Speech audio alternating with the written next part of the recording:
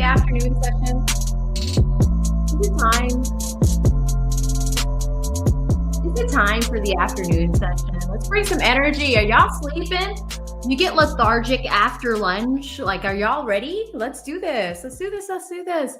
Hi, everybody. It's me, AV7. We are here for the YSL trial. This is the last day before we get back to the big thing on Monday. The jury's coming back on Monday. All right. Huge shout out to the lead attorney. I was co-hosting with him this morning on his channel, and it's so great that you guys have come over here on this side so we can continue the fun, continue the debauchery, and continue all of that. So we are going to continue trial watching. I'm just going to pull up the feed to see where we are. Law and Crime, of course, is featuring this. This is who we're using. And it looks like they are indeed back. We're about 2 minutes behind. But before we do that, I want to bring us up to speed. We're going to jump right in. Yeah, we're about 3 minutes behind right now. So here's what I'm going to do. Before we go anywhere, I haven't streamed in a few days, so I need to do this.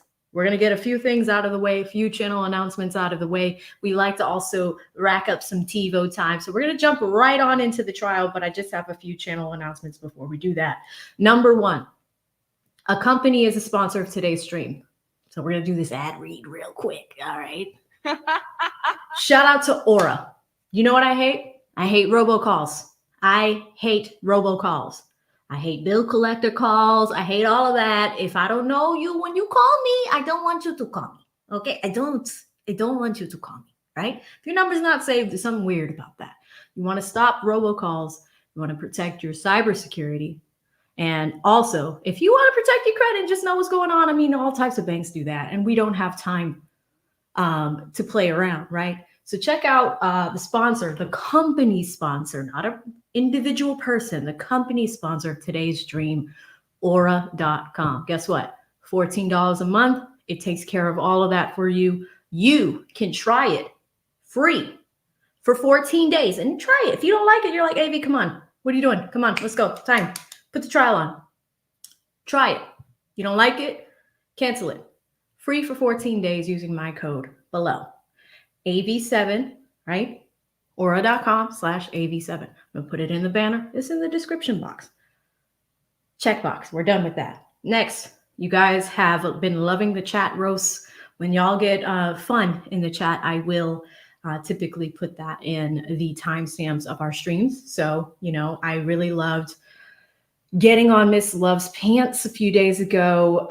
The Christmas blazer has been interesting. Today's blazer is something. You're going to want to check that out.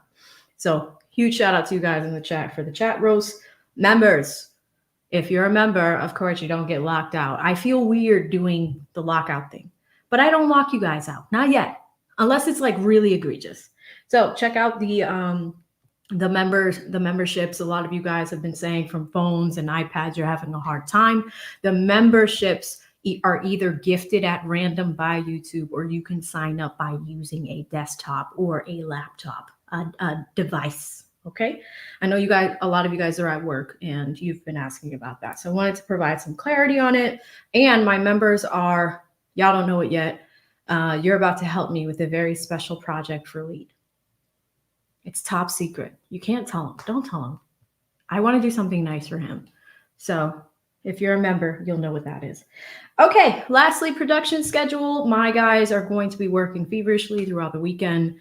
Shout out to the members who have helped us with getting our production tight. Okay. With that being said, I'm going to stop talking now. Let's get back into the trial.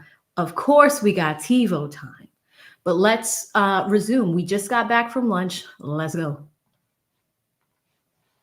Looks like she's on mute. Let's see if we can skip ahead. What's going on? Jury instructions, which I've been able to see on my mobile phone, but because we're having internet issues, hopefully IT can work some magic and let me see on my actual computer. You can move the...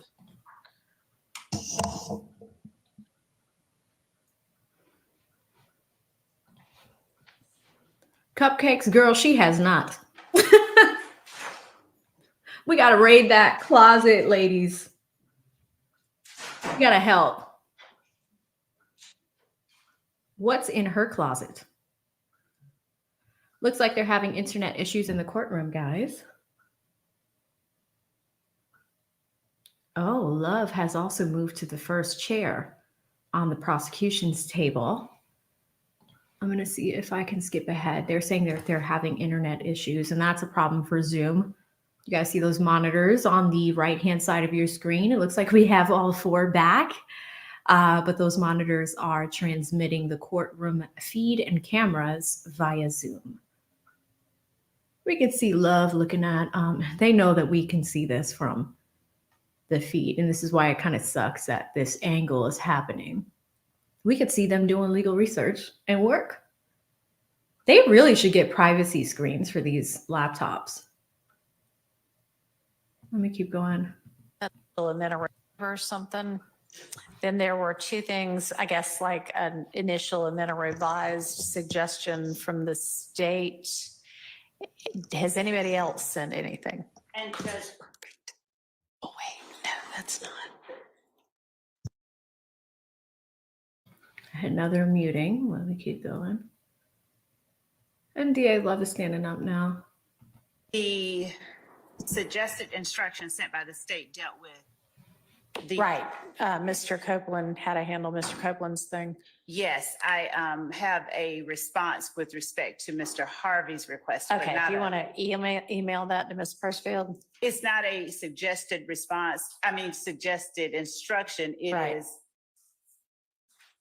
a response that we should not give an instruction and the Oh. reasons why at All this point. Regardless, I haven't seen it, so if you want me to.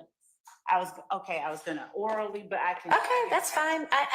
If it's not in writing, that's fine. I thought you were, I maybe misunderstood you. I thought you were saying you had sent something over, but no, if you just want to orally say, here's why I don't like Mr. Harvey's instruction and why we shouldn't give one, that's fine. I think if we do give it, we need to work on it. And I'd also like to maybe sort out from Mr. Harvey. I'm trying to find it. There it is. So there's the kind of limiting concept about RICO versus other counts, but then there's also included in the same instruction, hey, here's how you might consider prior statements. And are you just proposing that I give some general instruction like this at one point and then we move on? Or I'm not sure what you're proposing. Okay. When, for example, we have Mr. Copeland on the witness stand, we have been Little Woody. we've spent an inordinate amount of time going through his prior statements Right. to weed out those portions that may or may not be admissible. But the point of the prior statements is that he is being impeached Right. from his testimony at trial. And if it is impeachment evidence, then it can be considered with regard to the credibility of Mr. Copeland and for the act in question, but not for any other purpose. That is, I guess, my point. And, you know, we just got a potential witness list with exhibit descriptions, which includes the captions impeachment, impeachment, impeachment in some of the categories and some of the exhibits. And I know those are potential depending upon what the witness testifies about, but we're clearly in impeachment territory with Mr. Copeland. Oh, we're talking about Little So Woody. I understood your honor to say, look, this may be admissible against everybody because they're all charged in count one. And that was the first part of my proposed instruction. That's what I understood you to say yesterday, and I don't really have an You argument. know what? Thanks for bringing that to my attention, because you're right. I guess, yes, during this exercise, Yes, I guess at some points I've been thinking about, okay, substantively speaking, how does this Guys, I'm sorry. The chat. Come on, guys. Y'all can give me 300 likes. We can do this. Even if it's for a moment, you can give me 300 likes. I'm going to hit play, but I am going to reward my members. All right, guys? And I feel so dirty doing this. I hate locking people out of the chat, but I mean, cooperate is very easy. Just 300. You're getting there. You're at 6. Come on. You can do it. Just 200. A girl works hard, paying this team. We work really hard. You can do it. Oh, we're looking at this in real time. You guys are like 50 likes away from not getting locked out. They're like, no, you are 1 like away from not getting locked out. You're 1 like away. All right. Y'all have made it. Let us resume. Thank you so much. And come again, in? And you're I right. feel dirty doing it. If we're thinking about certain of these things as coming in only if they are prior inconsistent statements, then yes, you're absolutely right. So yes, thank you. well, that's why it was kind of Okay. joined together. Okay. So Jesus. I guess thank you for that clarification. And then also what I'm Lowering asking my is, mic, are you too. suggesting that I just give this general instruction to the jury, basically whenever we restart the trial on Monday? Or are you saying before each kind of thing comes in, Well, I don't necessarily know whether you need to do it beforehand. And that was the old rule prior to the new evidence code. And I think the old cases, and they were old cases from like 1990. Can you try to speak into your mic? Oh, I'm sorry. I know it's a lot to do at once. The but- old cases were from like 1998, and they said you got to give it beforehand. And you said that yesterday. Boy, I think you got to give it beforehand. And I don't think that's the rule anymore. And I think if you look at the new proposed jury instructions for the Superior Court jury instructions, Yeah. it says, and I'll quote, note, new code section requires the judge to give limiting instructions when applicable on request. Probably better to give, if applicable, whether requested or not.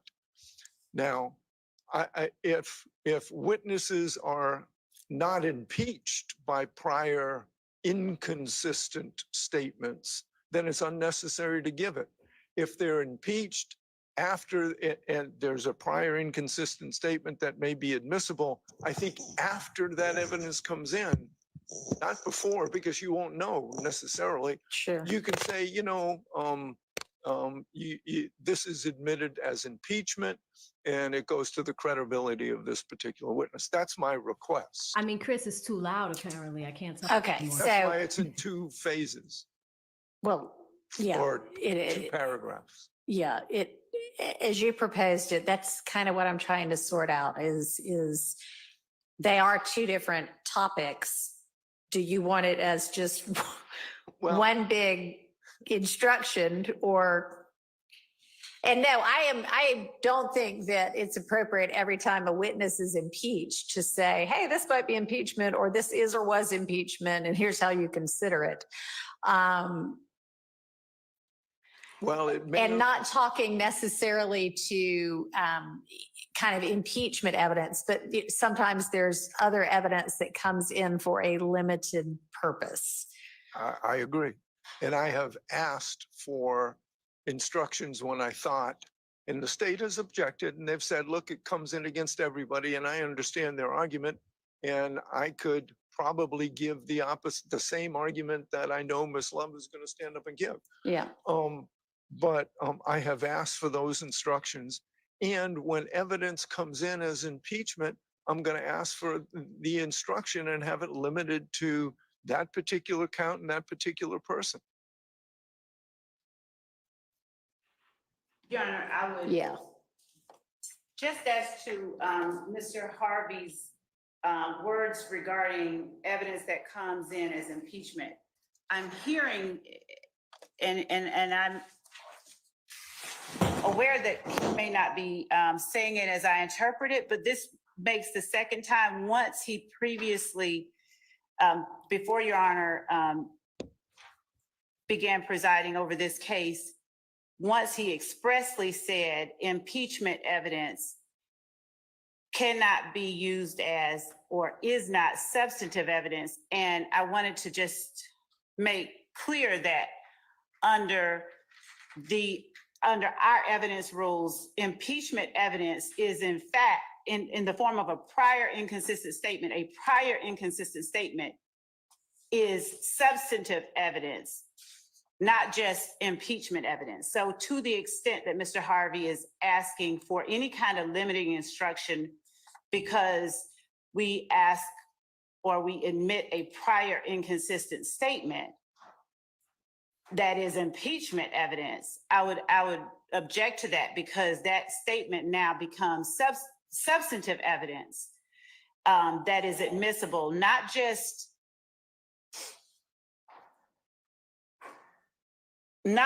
for one person or to somehow attack the credibility of the witness on the stand, but now it becomes substantive evidence of what is stated, of what is given in that prior inconsistent statement. And because each of the counts in this indictment are alleged as overt acts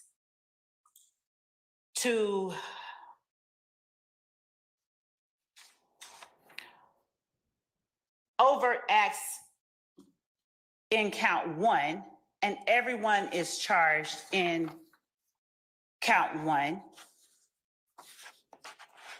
a limiting instruction based on Mr. Harvey's interpretation or assertions regarding inconsistent statements and the acts alleged regarding, or who is alleged to have physically committed the acts, would not be proper. Okay, guys, as you can see, and sorry for those that hate when I interrupt, but we need to talk about this from a legal perspective. And I hope the sound is better. The mic is on the lowest setting and pushed very far away from me. So I hope that this sounds good. Now, what are we looking at? We are looking at DA Love fighting with one Bruce Harvey, the gangster of the group, one of the most legendary attorneys in the Atlanta area. As far back as I can remember, I always wanted to be a gangster. Why do we call him that? Obviously, you see the braid. He is known for wearing pinky rings, and he is one of the best criminal defense attorneys there is in the state.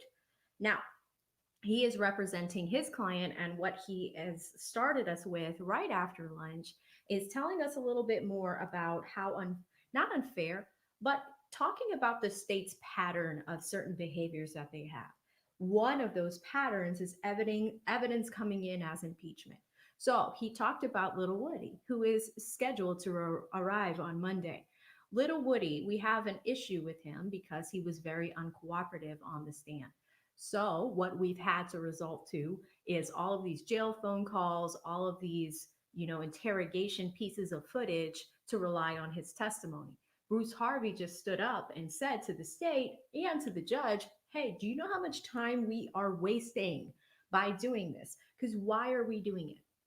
We are giving the state more rope. We're allowing them and letting them slide with more things. And when we're doing that, essentially, we are giving them permission, or not permission, but kind of giving them an opportunity to have evidence come in for impeachment purposes. This is all preparation for the jury to return on Monday. When you want to impeach somebody, you are preparing. And that's what we're doing all day today. What we did for, I would say, 50% of yesterday is preparing for impeachment. So we did Little Woody's testimony already. Today, we're focusing on Antonio Sledge, Mounk, right? And Bruce Harvey's kind of like, this is a waste of time, Judge. What are we doing with this? Is it for impeachment or is it for a prior and consistent statement? And the rules of federal rules of evidence, those are two different things. If you want to impeach somebody, there's one method to do that. And if someone has a prior inconsistent statement, sometimes you need to do that in the form of impeachment. But these are just some of the legal concepts that we're talking about right now. So I wanted to give you guys that background. And yes, J-Lo, J-Lo, Miss J, Mr. J, I don't know. It has been relatively bad throughout the week. So let's continue.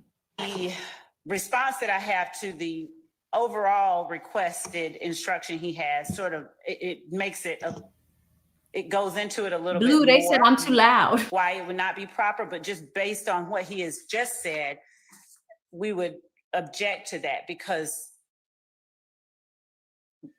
primarily because an inconsistent statement is substantive evidence. All right, well, with regard to the beginning of your paragraph 1 that doesn't concern prior statements, that I think is meant to concern the RICO count, that needs to be much more specific. So maybe if you could endeavor to make it more specific as to, I mean, if I'm going to give the jury an instruction, I want them to actually benefit from it.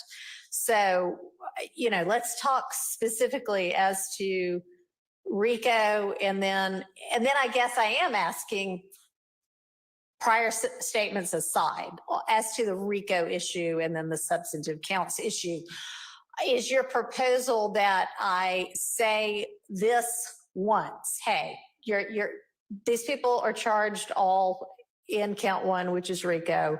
Certain people are charged in other counts, other people are charged in different ones, and we can be specific about it. But as you hear all of this evidence, keep in mind that it can all be considered against everybody with regard to your determination of whether the state's made its case on count 1. But it can only be considered as against the defendants who are charged as to everything else.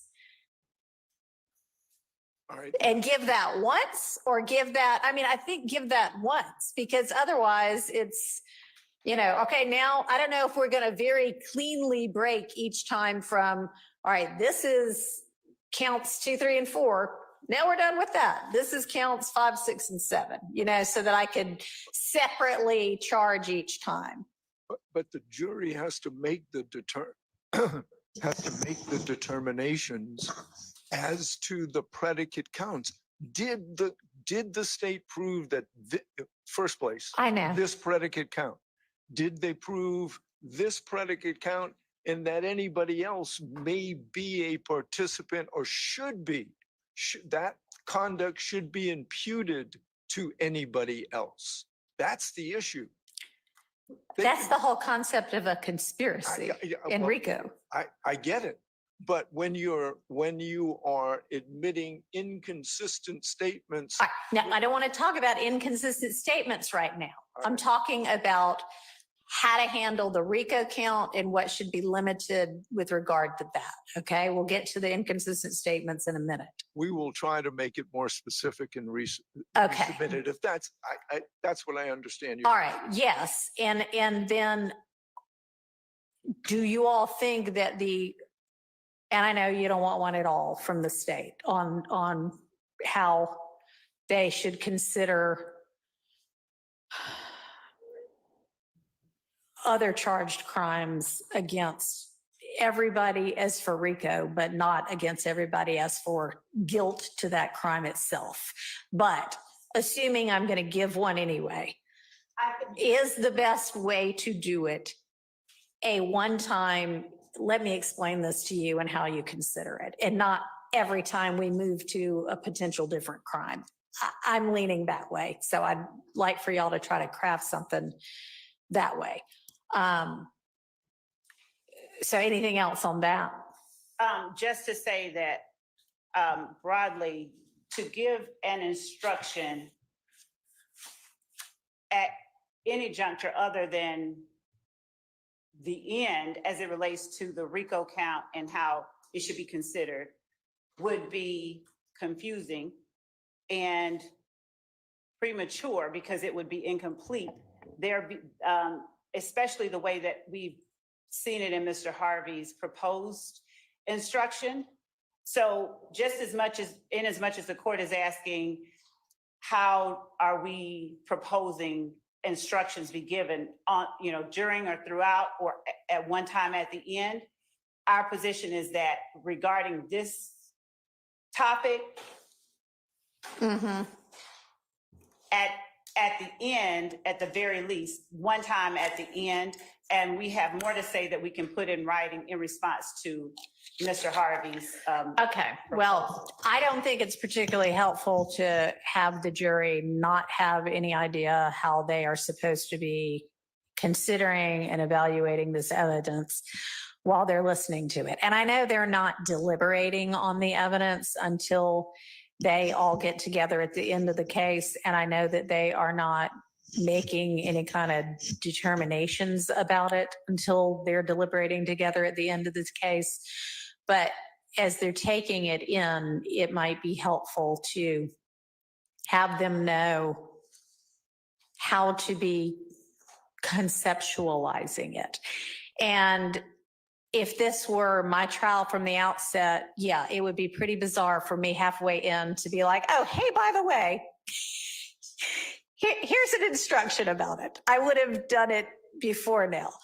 But if I'm going to do it, it's not that weird for the first time they see me while I'm telling them other things anyway to say, and hey, this might be helpful as well. Here's something that you need to think about, and here's a way to think about it. So what I mean for that is, and I mean, I think I'm making the decision anyway. I think the appropriate way to do that is to give that instruction once and then give it again at the end to remind them, but not throughout the entirety of the trial each time we move from one set of crimes to another.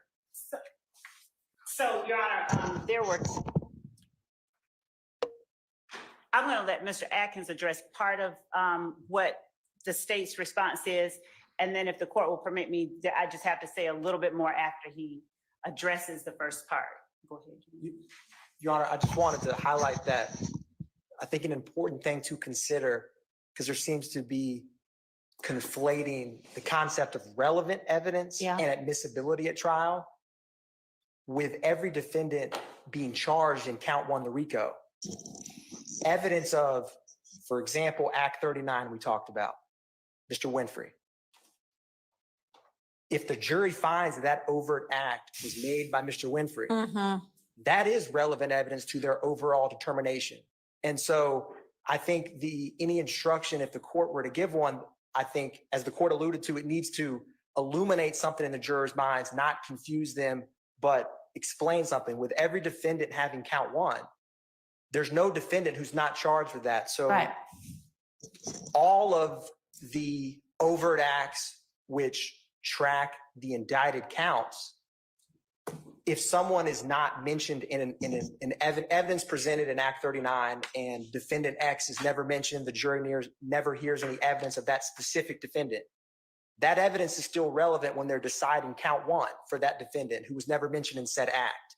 And so and of course, RICO trials of this nature, the jury instructions, they take a lot of heavy lifting legally and thought. And the case law makes that clear that what instructions the jury are given, it's very important to be clear and concise because it's naturally with so much evidence it's important to get those instructions right. And so I think that is just an important thing to keep in mind of relevancy versus admissibility. And some of things in regards to relevancy, if they're admitted by this honorable court, any argument can be made at closing of why it is not tethered to their client or why the state didn't prove count one. And guys, real quickly, I just want to do a sound check. Again, I want to get in front of the complaints as soon as possible because it does interrupt the production of the show. If you can hear me well and the balance between this sound and the court feed is okay, please put a 1 in the chat. If it is interrupting to you, be honest and put a 2 in the chat. I have the microphone very far away from me on the lowest setting possible. I'm just being honest here, and I want to provide you guys with a great experience. I see a lot of 1s as the majority, so that is the last time I want to talk about it today. And we're going to move on and have a great stream.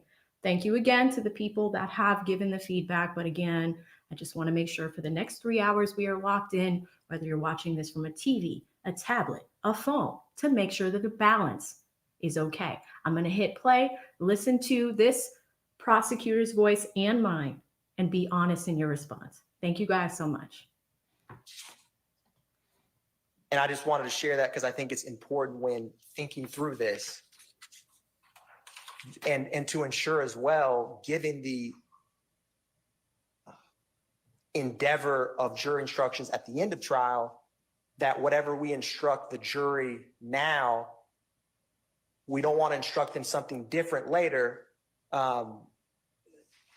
after a more fleshing out of all of the jury instructions. Because of course, jury instruction as a whole are what's considered from appellate courts in terms of if one specific instruction was proper or improper. And so I just wanted to highlight that for the court while we're thinking through this. Okay. And Your Honor, I just wanted to tag on to that, that I heard Mr. Harvey reference predicate acts, and I wanted to just emphasize how predicate overt acts are not necessarily predicate acts, and we don't have to have any predicate acts in this case. And Mr. Harvey's instruction that he's given the court so far is just wrong in that it implies that evidence introduced under count 1 is not something that can be introduced against every defendant. Just to follow up on the admissibility or relevance distinction Mr. Atkins just made. The other point that I wanted to make is that understanding the court's inquiry and concern about instructing the jury and making it clear for them how they are to consider evidence as we go along. My question regarding the instruction that Mr. Harvey has proposed is what problem exists right now that we are trying to solve with the instruction?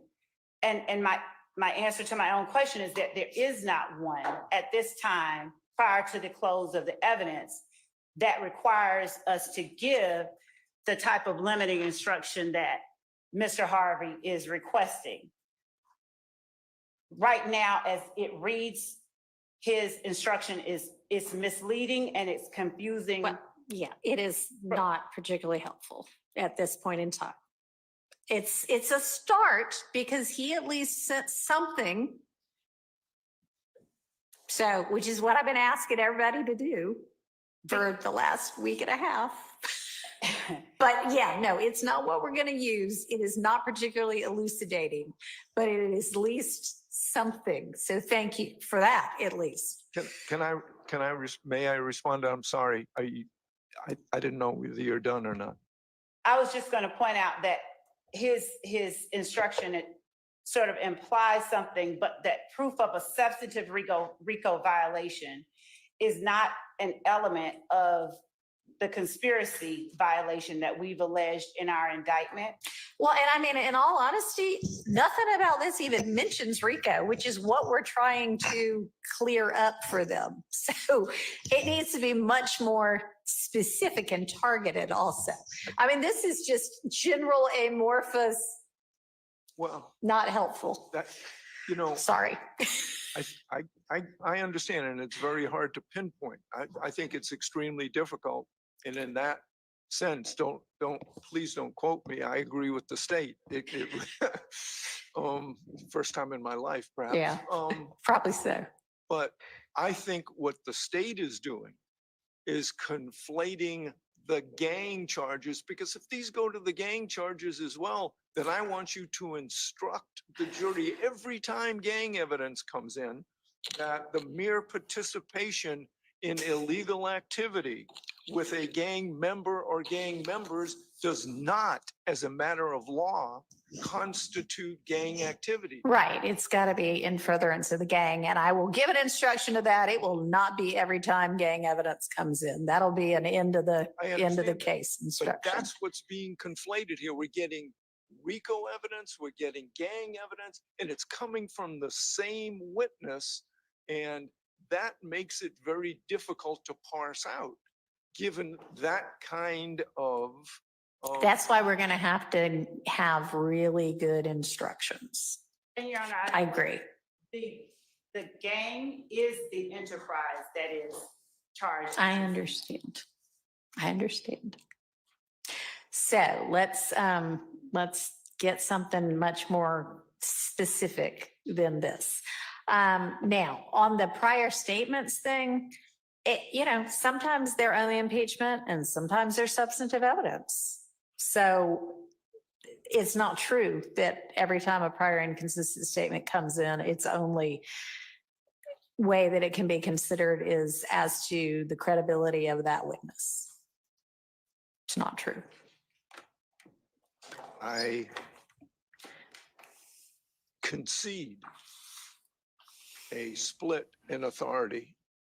The 11th Circuit specifically says that impeachment evidence, Okay, prior so- inconsistent statements are. Are they talking about Georgia evidence or are they talking about their own? So then it doesn't matter what federal courts say about it. But it's the same rule. It's the same rule. And I get it. I conceded that. I'm conceding. I'm arguing. It's the same rule.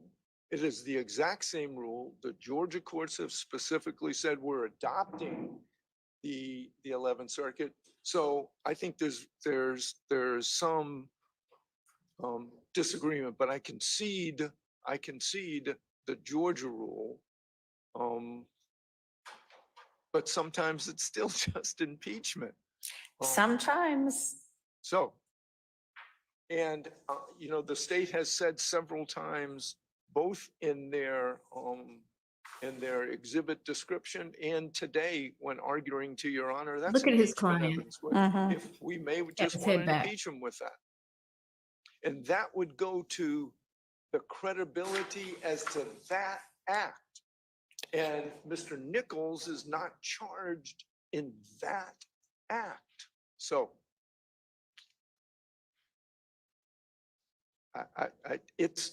I think, and again, I agree, it's very complex and it's hard to parse it out. And I think it's difficult for us in the Okay. court. I know it's difficult for the jurors.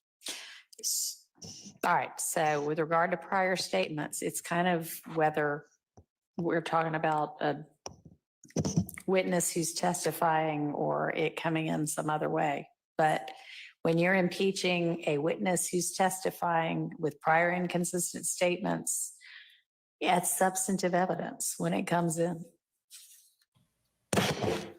This So- is an interesting argument. Just to explain this a little bit further, guys, I want to show you what Bruce Harvey is talking about. He's talking about the original indictment. Remember, the guy that just had his head back is next to him. I pulled up the original indictment. These are all the people that were originally charged on May 9th of 2022. You have Khalif Adams, you have Duke, you have B, you have Bali, you have Tuda, you have Doo-Wop, you have Juicy, you have Briss, you have Lil Miles, you have Psycho, you have Scarface, Unfunk, Quay, Huey, Yap Gotti, you got Gunna, Slime Life Shorty, Nard, Stunna. You have all of these people. And who are we just talking about? Mr. Nichols. That is a gentleman that Bruce Harvey, the man with the braid, is representing. Okay. What he is talking about, you see these numbers in the middle of the screen? These are all the counts against them, and the charges are on the right-hand side of the screen. What they're arguing about right now is a jury instruction, because we have an issue with Little Woody basically snitching on everyone. Shout out to the people that hate that sound. Is snitching on everyone. These are the laws that each one of these defendants broke. Now, under their names, you could see the counts. I want to go back to Mr. Nichols, who's representing, or sorry, Bruce Harvey, who's representing this one. Quamavius Nichols, aka Quay. Quay was charged with count 1, 49, 50, 51, 53, and 54. That's 1, 2, 3, 4, 5, 6 charges.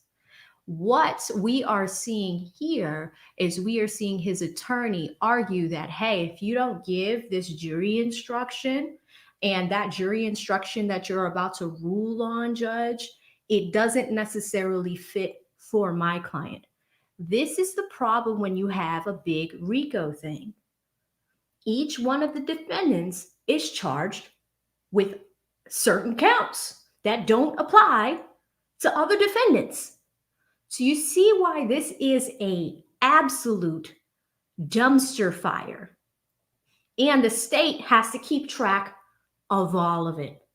It is insane. But let's go back to the argument and see who prevails. All right, now there's the other issue of the jury instruction I am going to give. Oh, and obviously one jury instruction I'm going to give, we had discussed before, and it's, and I had read it out, but upon further consideration of some of the motions that have been filed since that time, including the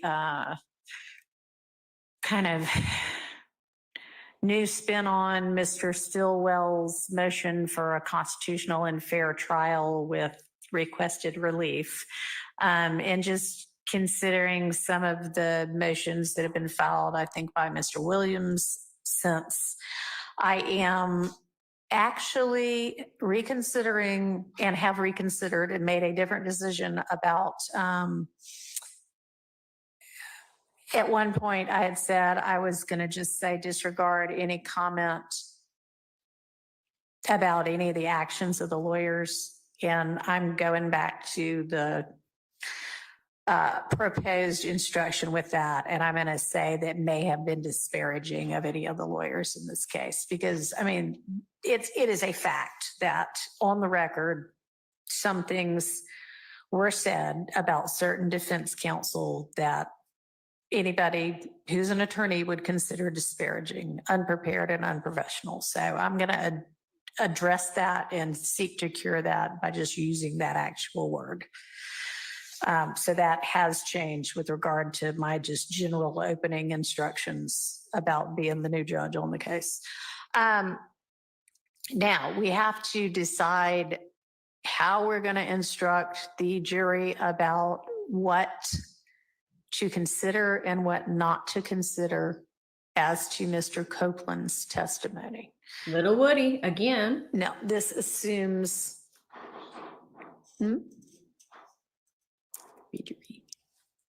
this assumes that Mr. Copeland decides to testify. All right, we're talking about Obviously, Woody, if guys. decides at this point, you know, on Monday not to take the stand at all, then it's a pretty easy instruction because it's disregard everything you heard from this witness. But if that's not the case, then does anybody have a proposal for how we are going to, and I think that's what the state had sent something on. And has the defense had a chance to look, and is there, I think Mr. Williams maybe has just sent over his proposed instruction, which hopefully everybody has gotten. All right.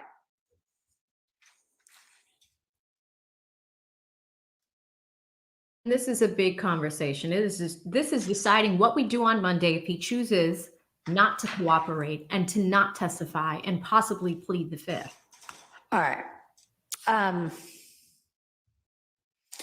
So Mr. Williams' motion, his language, that looks pretty good to me. Obviously, we don't need to include the case law sites, but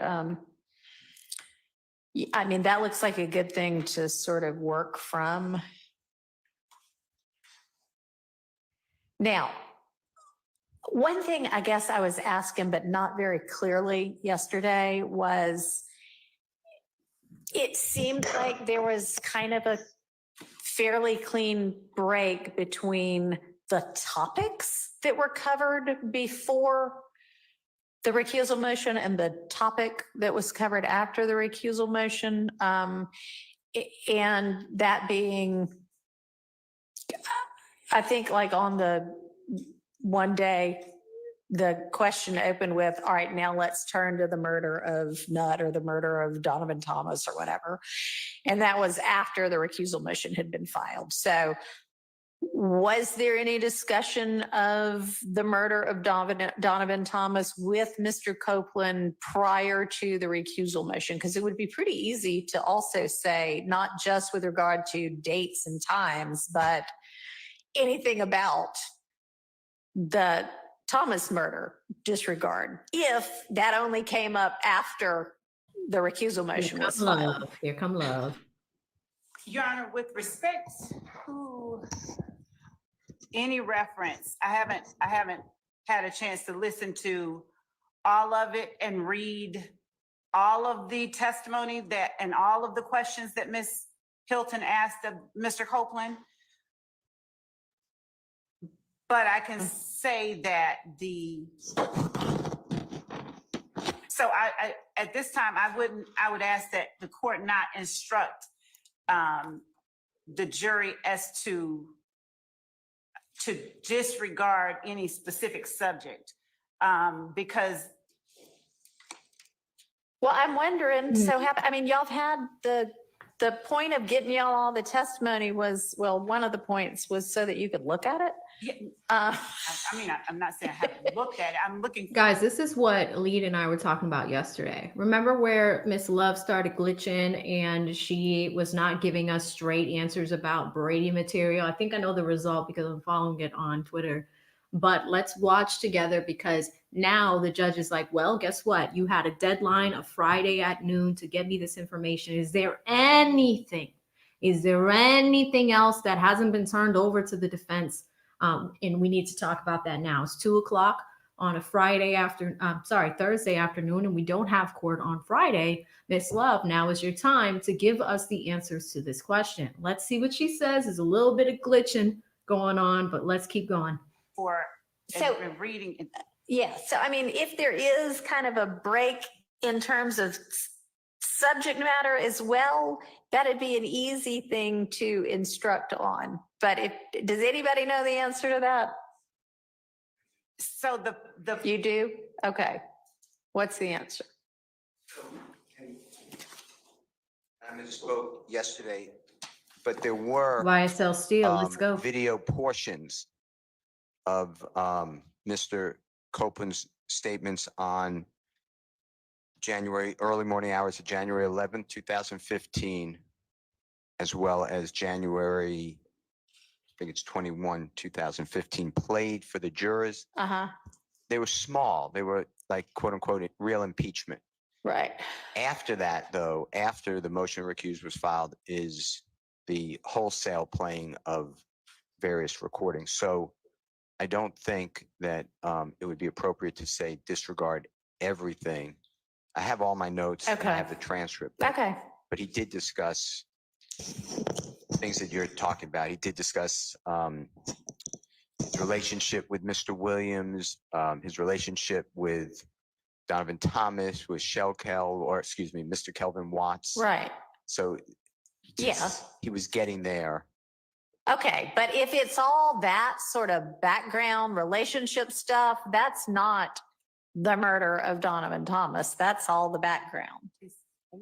So what I'm trying to sort out is, had there been any testimony about the actual, here's the night of the murder stuff before the recusal motion? So, Judge, No. when you say about it, in as much as it's Love. relevant to the issue of the murder itself, that's the reason why I was That's the answer, no. asking the relationship between parties and all of those kind of issues. That's not what I mean. And we can be clear about that. I mean, the night of the murder, the what happened, how the murder went down.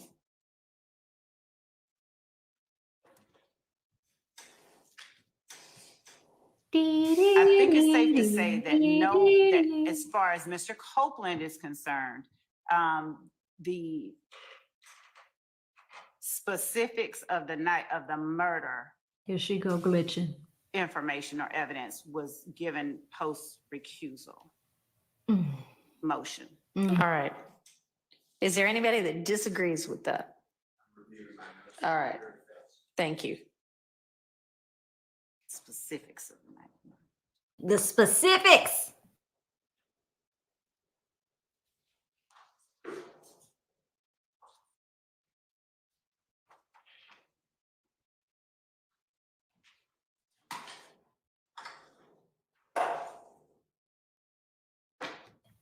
How do you not know? Did you ask anybody about this? Oh, this is so bad, y'all. The judge is waiting. Have you guys talked about this before Judge Glanville got recused? We're waiting on that answer right now. We gonna wait.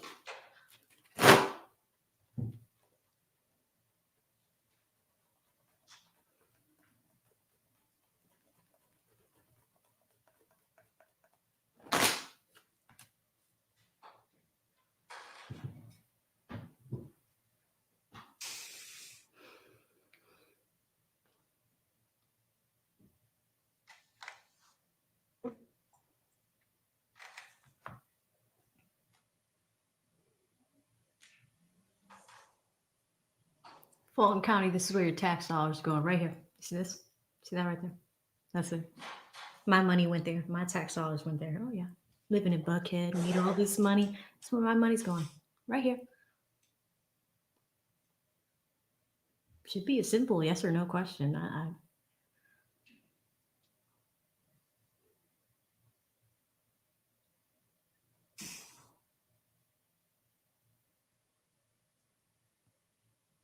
Are any ATLians in here? What do y'all?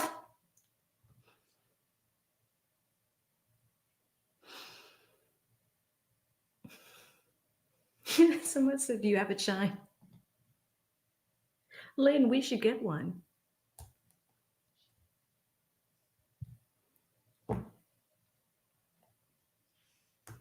This is a long silence. And I have it like, it's not sped up. And Your Honor, would the court consider That was like 2 minutes. in characterizing any evidence in any way, it could imply to the jury that certain other evidence does not fall into that category. So in other words, any evidence of the night of the murder, I'm not certain how the court will be instructed. I'm not either. That's what we're supposed to be tailoring today. That's what I wanted y'all to be giving lots of thought to. That is but correct, Yeah, no, Judge. I want to tailor it in such a way that I don't mislead the jury about anything. But y'all all agree that we have to tell them to disregard some of it. And I mean, yeah, maybe the cleanest thing to do is, XYZ date, but people don't normally think about their lives in, June 3rd. Okay. I know exactly what June 3rd had to do with, unless it happens to be their birthday or something like that. But so, yeah, I mean, I'll consider all of what you want to offer me, but okay. Personally, I'm not speaking for, I went by my notes as well as a transcript. But my notes have more things, I guess, they were my notes. The steal. But I don't have anything specifically talking about the Donovan Thomas murder before Mr. Weinstein filed the motion to recuse. I do have like a January 11, 2015 interview by Detective Thorp. To the point where Steele is answering the question for her. He said, I don't have anything in my notes. To answer your question, Judge, did we talk about the night of Donovan Thomas's murder, Nutt's murder, before this recusal at all?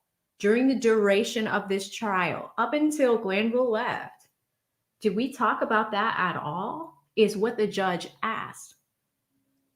This Fulton County DA's office sat there, you guys just watched it, for almost 2 minutes and could not say yes or no. To the point where after the silence, Steele is like, I don't have anything in my notes. He's kind of doing their job for them. Of Mr. Copeland. Yeah. Is admitted over objection, and it was played from 3:29:46 to 3:30:13. And I have to go back and remember what that was about, but I have little things like that, but I don't have any specific. That's very helpful. And I knew there were a couple of small snippets of videos played.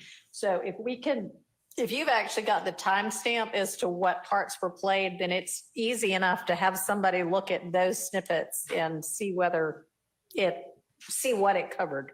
Can I announce now, or Yeah. so everyone can check? I have State's Exhibit 378Y, as in Yankee, B as in Barry, 6, and these are the time slots, 6:46:34 to 6:46:44, and that's the January 28th, 2015 interview. Okay. And then I have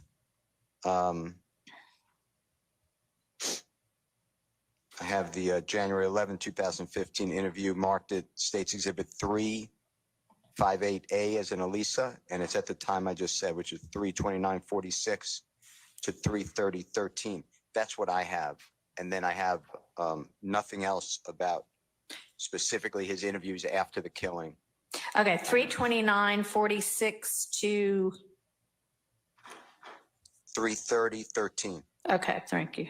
And that's at 358A as in Elisa. All right, and I think that's our review had only revealed those two, anything from those two videos also. Sorry, scrapping. They say I'm too All right, loud. anybody else have a different recollection about either more videos or the specific topic of the night of the murder having come up prior to the recusal motion?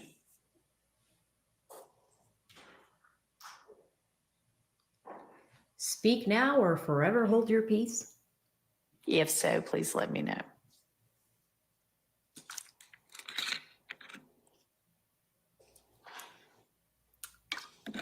Some more silence.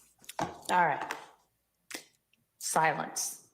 All right, turning back to Mr. Steele's proposed instruction. You're saying that as to collecting their notes, they're going to be sealed for the record. Why not just destroyed? And I don't even know if your mic's working right now. We might need some more batteries, but. I was given more batteries, but this should be working, I hope, anyway. I just, from doing death penalty cases, that we don't destroy anything, but we don't get to look at it. The court can look at the notes, I guess, but it goes under seal. That's how I've always been taught. I mean, why would there be any relevance whatsoever, even on appeal, to what jurors might have written down about something we then take from them and tell them to disregard? I understand. This is just Okay. how I'd If it were a death penalty case, I would do it that way, but, I'd have to look at the law, though, but okay, well, I can't answer your question other than, yes, I understand at the end of the case. all right. No one gets their Frankly, notes. I don't need to tell them what I'm doing with them anyway. So if I do seal them for the record, I'm not going to tell them that. If I'm going to destroy them, I might tell them that. But so if you want to give me a law on that, great.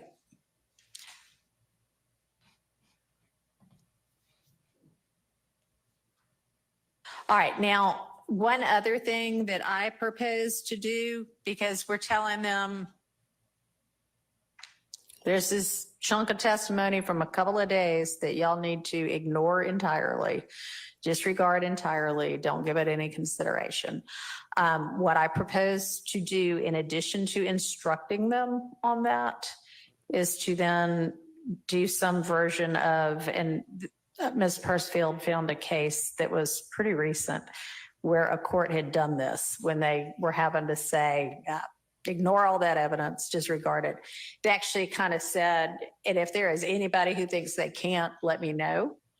And I would propose to do that whenever I give this instruction. So that if there are jurors who are like, no, man, I just cannot do that. Once I hear it, I can't unhear it.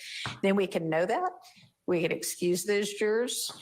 And I mean, I guess if it's 8 jurors that say that, then we might have a mistrial, but Ooh, better to go ahead. that's actually important, guys. What did she just say? Popping in with a legal perspective. The people that think I talk too much, I'm so sorry for you. So sorry for you. You hate the soundboard. So sorry for you. Listen, couple things. She just used the words mistrial, so we need to interject and explain that. What they're talking about right now, it looks like Brian Steele just had a pretty decent win. So I just wanted to let you guys know that when he was correcting the state, we saw that long pause, that pregnant pause, and we needed to understand, like, hey, state, why can't you answer yes or no to this question? Brian Steele said, according to my team's notes, we don't have a record of us talking about the night of Nutt's murder. Okay, so that's number one. Number two, what they're about to get into right now, the judge just used the words mistrial. Why? Well, we have been, and since we got back from lunch, since the beginning of the stream, we are talking about jury instructions. And now, since we're getting towards the end of the day, we're talking about bringing the jury back on Monday. Now, a part of the jury instructions is going to be, hey, jury members, all 12 of you, are you able to disregard the things that little Woody said prior to me, your new judge, starting over? If some of them say, no, I can't disregard it, she just said that there is a possibility of a mistrial. That's good. Shout out to the people that hate this soundboard. Now, that is very, very significant. I want you to pay attention as we listen to that, because that's going to be a core of our discussion this afternoon as we watch this. I just wanted to take a quick, brief moment to explain what that meant to you guys. And figure out from the outset, as far as I'm concerned, can you do that? Instead of just being left with, oh, they're presumed to do it. Okay, so thoughts on that? But it is an appellate court case. Ms. Pursfield, do you have the site for it? It looked like a pretty good idea to me. And her assistant found a case to support that. State, and that is at 307 Georgia, 746. Don't have a pinpoint, but I believe it's towards the. Yeah, it's towards the end. It's either the last or the second to last topic that the appellate court addresses. And it even includes the instruction, and I may look at that and maybe borrow some from that as well. So y'all can take a look at it too.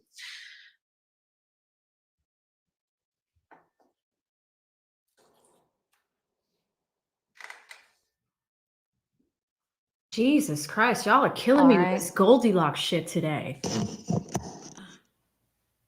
Oh my God.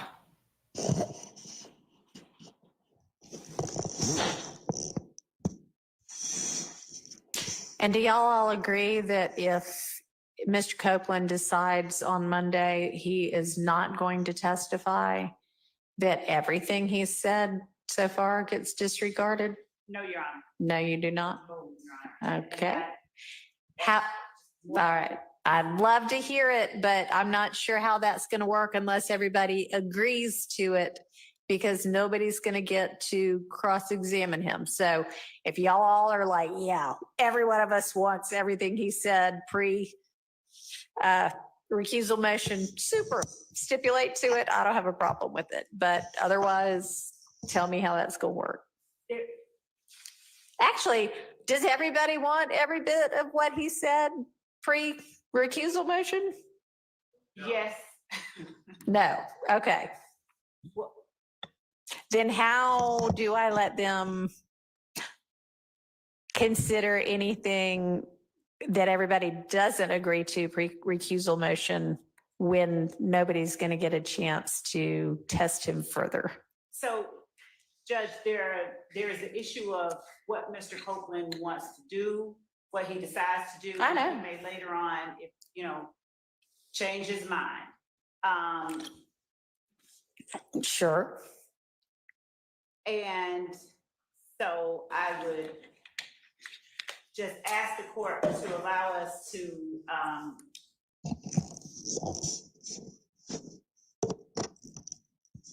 think about what the court did. Okay, y'all, I have been asking you for the last week and a half to think about it and to get together Unprepared on it. again, unprepared again. If he chooses not to testify, because we were earlier, the court had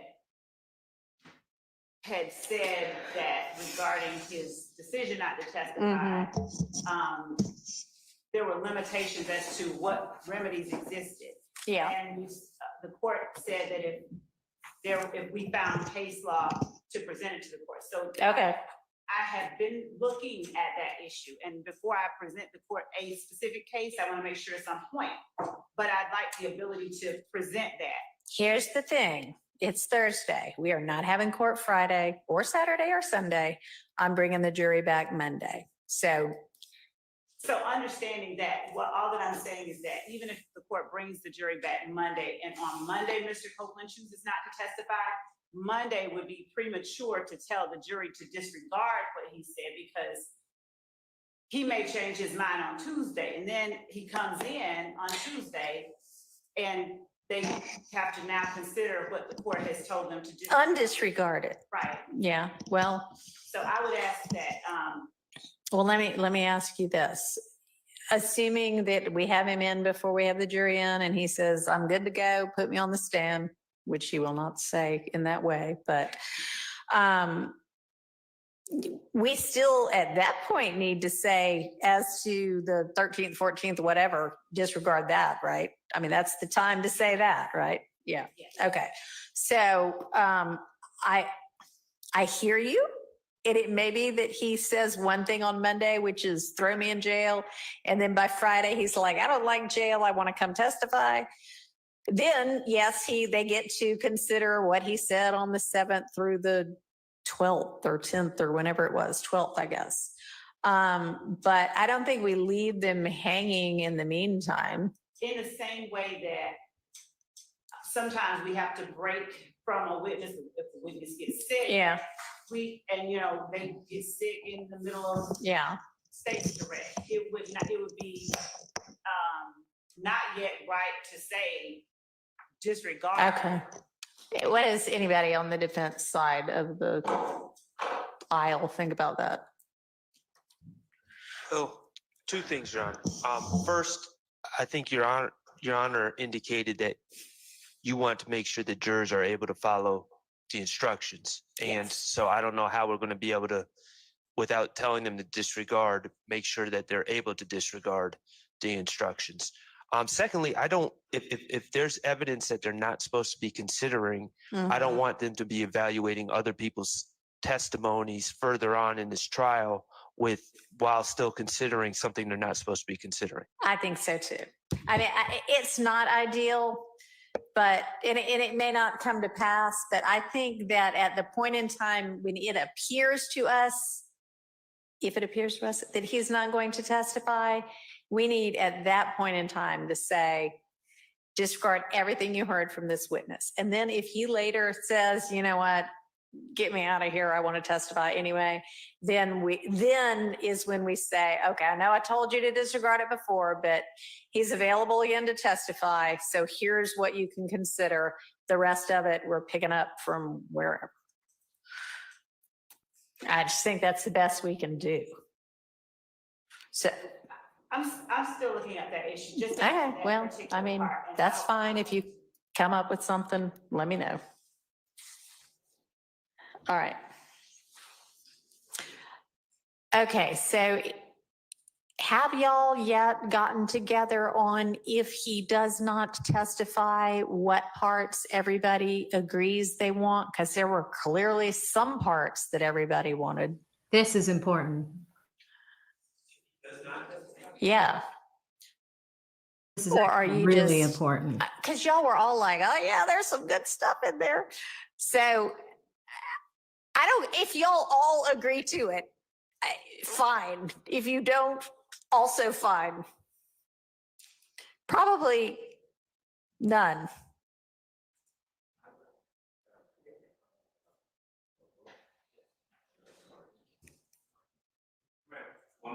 Sure.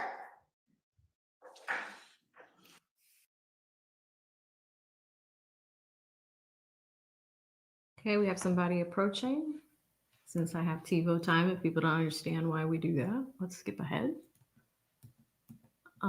We do this, guys, because it gives us time to skip the break. After consulting with all parties on the defense side, our position is that if Mr. Copeland elects not to testify, we're going to ask that all of his testimony be struck. That's Not fine. had the opportunity to cross-examine, obviously, and so that would be our Okay. position. All right. Thank you. Yes, ma'am. Okay.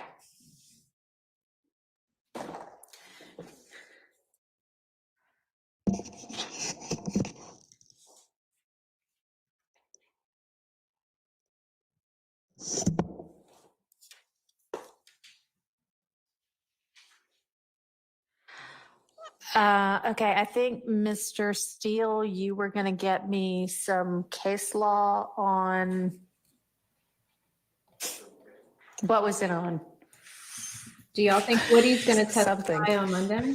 Statute of limitations. Yes, Back. yes. I have a whole brief on this, Your Honor, but Okay, in the meantime, if the court wouldn't mind looking at State versus Conjo, it's C as in Colette, O, N as in nice, Z, O. It's 293, Georgia Appeal 72. It's a 2008 case. And they talk about, okay.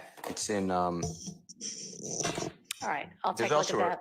there's also a federal case that's on point, and I have to find it. I know it happened. It was a lawyer charged with money laundering. It's in God, it's in Maryland. The trial was a district court in Maryland, so it would be, and my mind's gone. What circuit would that be? I can't think of the If circuit. it's in your brief and you can point me to I your can. brief, that works. Do we just get that brief?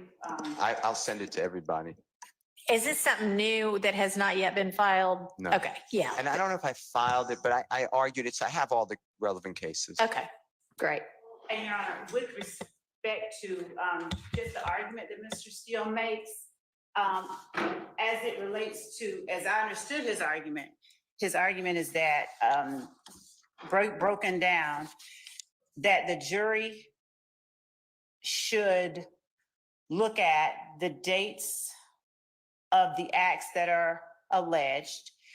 And if they only find that the state has, one, proven beyond a reasonable doubt acts that have been alleged further than 5 years before the indictment, that the state has failed to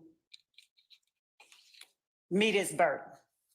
The problem with that is that in a RICO conspiracy, overt acts do not have to be a crime, and they do not have to be racketeering activity.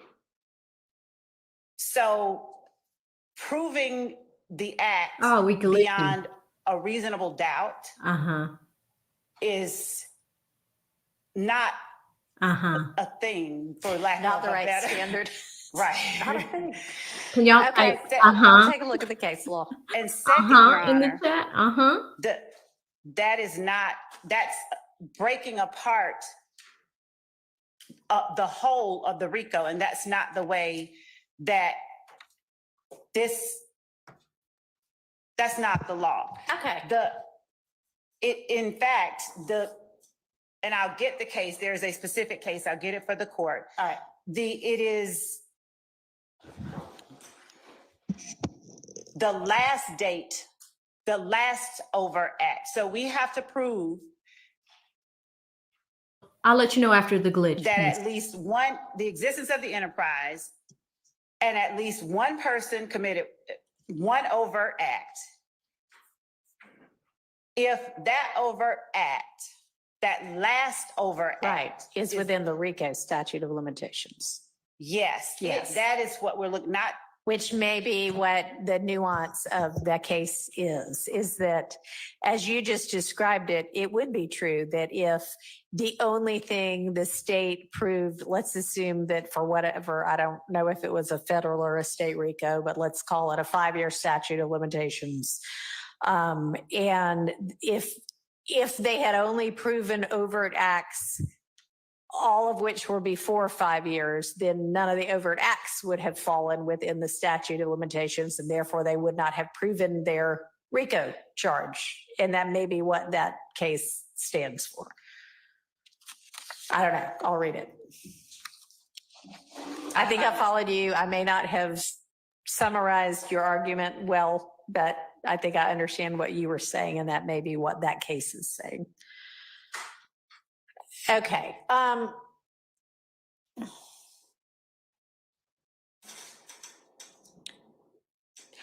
What I'm going to propose at this point is that we recess for about an hour, at which Jeez. time I would like for you to all put your heads into these proposed instructions and then come back with, something to work from that is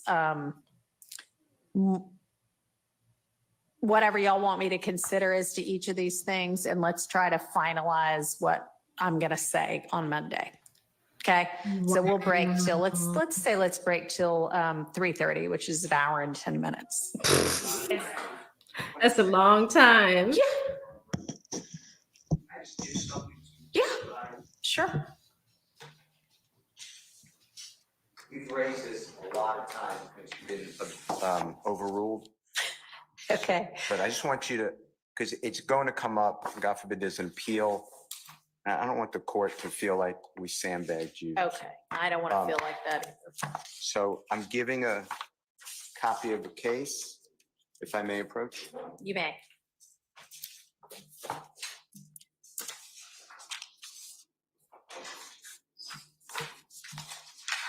Thank you. Your Honor, on the copy that I've given, and it's United States versus Vendetti, VANDETTI 63, that's wrong, 623 F second 1144. It is the Sixth Circuit, 1980, and the copy I've given this honorable court and the state, it's on pages 3 through 4. And then there's another case that I have copies, I have to find them though. It's State versus Thomas, which is THOMAS. And it's 364 Georgia Appeal 148. It's in Division 2. It's 874 Southeast 2D 195. That's 2022. And that's citing to a case that we've all cited a lot. State versus Jefferson, JEFFERSON. Hispanic Juliana's on my 302 side. Georgia. Welcome, sis. 435 807 Southeast 2D 387 Rambling and glitching. 2017. The Jefferson case and State versus Thomas deal with a guilty plea of a non-testifying co-indictee in a conspiracy gang case. The United States versus Vendetti case deals with a jury verdict on a co-indictee who did not testify. The reason I bring this up to you is it won't have any effect on Mr. Sledge because he's testifying, but the state has successfully over objection brought in, I'm just remembering Mr. Winfrey, but I'm confident they're going to try to get in Mr. Johnson's client, I can't remember, Eppinger, EPPINGER, et cetera. And I just believe that that's a confrontation clause violation. All right. And where in, you said pages 3 and 4? Yes, it's in division on page 3 on the right-hand side, Okay, and it starts at the very first full paragraph to determine whether Okay. the testimony. all right, That's in the Vendetti case. thank you. No, thank you. And it's a lot of it. They summarize, they've been the Sixth Circuit summarized on page 4, specifically the first full paragraph on the left-hand side. Okay, thanks. No, thank you. I just wanted to use the time. All right. Thank you. So, Your Honor, we have three instructions. Would the court mind just laying them out so that everyone's clear?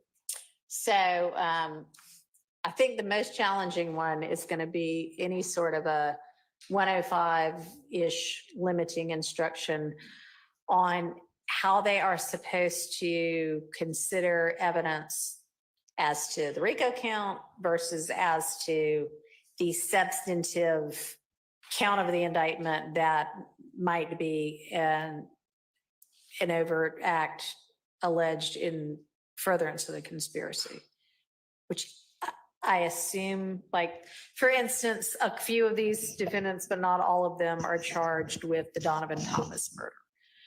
I assume the Donovan Thomas murder is an overt act in the RICO count.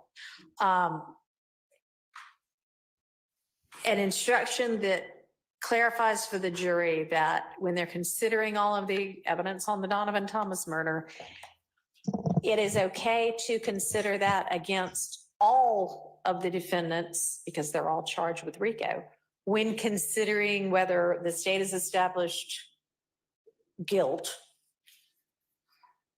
their guilt on count 1, each individual defendant's guilt on count 1. It is not, however, something that they need to be thinking about when they're deciding, okay, who's guilty of this murder? Mr. Williams is not charged, for instance. So they shouldn't be thinking, is Mr. Williams guilty of this murder that he's not charged with as a murder conviction? And I'm not necessarily explaining it well. That's why I'm asking y'all to come up with it. So would the court, so within this, and I know that I think this is what the court is asking is, but within the context of that type of instruction, would it not be necessary to have or to give to the jury the elements, like we would need to go through the elements of the charge to say how, when you say consider, you know, like how they are to follow that instruction without being given the elements of each charge? How will they know how to? So I don't know if maybe the way to, or the place to look at it to begin with is where in the pattern jury instructions, there's a pattern instruction about, you know, sometimes things are considered for limited purposes or against Florida, limited, send me an email. some defendants and not others. But I'd like for us to get more specific than that, because if that's all I say, that is really not helpful, because I haven't said, and so here's what you do consider it for as to this person or that person or this count or that count. So work on that. And then, you know, what I'm saying about how we handle Kenneth Copeland's stuff. And I'll go ahead and look at these 2 snippets now that I've got timestamps and see, and y'all can do that as well if you want to make sure that you agree. But that's what I want y'all to be working on. Okay.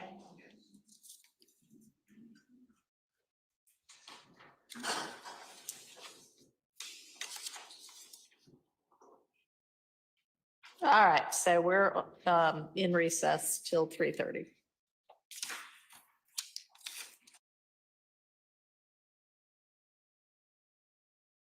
All right, guys, court is in recess until 3:30. That is okay. I know it seems like a long time, but we have plenty to do here. I've got a few things to show you guys to bring you up to speed on the case before we come back on Monday. So a few things. Number 1, right? We know that little Woody is going to come back. So I do want to look at the ex parte transcript. Melnick was here. There was a big focus on page 40, and that was when Kayla was in court on Monday. Melnick and Kayla testified, and then we went through some evidentiary things on Monday, and then Tuesday we had an opportunity to have little Woody back up on the stand. He has to make a big decision this weekend. And that's really where I had my editing team poll my members this morning to see exactly what you guys want to see. We have a video being worked on right now, and it's the top 10 fails that the prosecution has done just to keep us energized for Monday. And then also the reason why little Woody's decision is so important. He made a choice to, talk to detectives. A few other people did too. Same thing with Mounk, right? Mounk is what we saw this morning. We saw how they are preparing to have him discuss this case as well, because he is one of the original defendants that ended up taking a plea deal. When you take a plea deal, what do you do with that? Typically, when you take a plea deal, you have to give the state something. In exchange for the plea, in exchange for a lesser amount of time, you need to give the state what? Information. So it is likely that Mounk has provided a ton of information, but what we spent the morning doing is preparing in the event that Mounk pulls a little Woody, shows up on the stand. He's the next witness up behind little Woody. He shows up on the stand and decides not to cooperate. That's what we watched this morning. Then after lunch, we show up and we start discussing how we're going to prepare this jury for Monday when they show up. Tomorrow there is no court, but it is likely that at the end of today's business day, these jury members are going to be notified that they have to show up on Monday. It's funny because when we were on lead side, some of you guys were there with me earlier today. And they had, lead had mentioned how Miss Sylvia reported that one of the jury members was just walking around the courthouse yesterday. She ain't supposed to be there. Just randomly walking around. Some of them probably watch us. Interesting, right? So here's what we're going to do. I'm going to read all the supers because I haven't read a single one yet. Catch up on cash apps. I will bring you guys to this. We're going to learn a little bit more about Antonio Sledge. Let me make sure we look at it. Mounk. Learn a little bit more about him, because right after little Woody testifies, and it could be short. He could choose not to testify. And I'm going to come to the chat because I polled you guys to see, do you think that little Woody is going to testify? 36% of you say yes. 64% of you say no. Do you see why the judge is just trying to think ahead here? Like, okay, we need to have a plan. If he decides to not testify, we need to move on to our next witness. If he wants to sit in jail, he can sit in jail. And we talked about this whole snitching discussion. He did that back in 2015, where he sat and talked to, all these people. He chose to speak to detectives. He chose to, in what we call street code, he chose to rat. A lot of people are still not going to forgive him for that. 28 members of YSL were arrested, largely, and not in whole, largely because of little Woody's testimony or interrogation pieces of footage. Now, little Woody, on the other hand, is in those meetings talking to detectives, thinking about himself. I told them I did these crimes. I told them whatever I could to get out of jail, to the point, and I don't know why APD did this, to the point, ladies and gentlemen, this guy was able to talk to detectives. I think it was in the January meeting, and they were looking for a gun. And he said, if y'all let me go, I'll go and find it. Do you know he didn't return back with that gun? They let him free for 4 months. Where can you do that in the United States? Where? Where can you do that? They let him go. I believe him when he says he would say whatever it takes to get out of those cuffs to go home. I really respect that this channel is balanced and has men and women. A lot of the men were not feeling that earlier this week. They're like, it does not negate, never, ever, ever, ever, ever, ever, ever. Never, ever, ever, ever, ever, ever, ever, ever, ever. It's never going to negate the fact that he told and impacted 28 people's lives, guilty or innocent, by affiliation. But again, for those of you guys that are watching globally, across the country, across the nation as well, RICO charges are highly irregular. Highly irregular. And for the state of Georgia to bring 2 major cases in less than a span of 2 years using the same RICO Act. And, you know, again, with Fani Willis, she did this to a former US president, but at the same time, it's not, there was a third time. Back in, I think, 2008, she did this to a Georgia school system with standardized testing and brought RICO charges towards like a school system. And said, this is criminal racketeering. I don't know what you guys are doing with these standardized tests. This is illegal. So, you know, I know a lot of people in the Atlanta area watching me. I have a huge interest of it in this because my tax dollars went into it. And, you know, I'm back up here in Boston getting this done. And I plan to return to Georgia. So it means a lot to me. It means a lot to Lead. And that's why we cover it with you guys.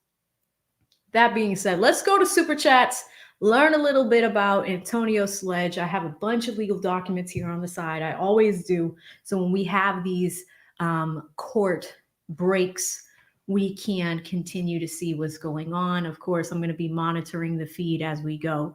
So we'll kill time. It looks like court is back in about 38 minutes, but that is plenty of time for us to get through some fun stuff and continue all of these things. That being said, let us come to Super Chats.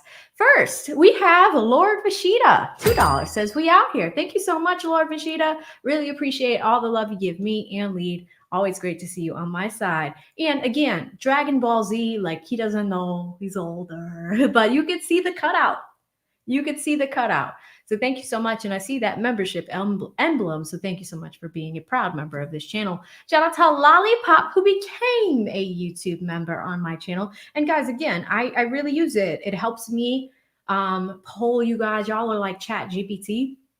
I poll you guys when it comes to our production schedule. I poll you guys when we are thinking of different concepts. So for example, I have one that I thought about probably like an hour ago. I want to do something really nice for Lead soon. So I'm going to be having my members help me in doing that. So thank you so much, Lally. And thank you for being a part of the community. Shout out to Cupcakes. I think I covered this Cupcakes with the 10. She says, hey, AV, Love hasn't worn pants since you talked about those awful pockets. Ladies, do y'all think she... And it wasn't just me. I mean, I noticed the pockets.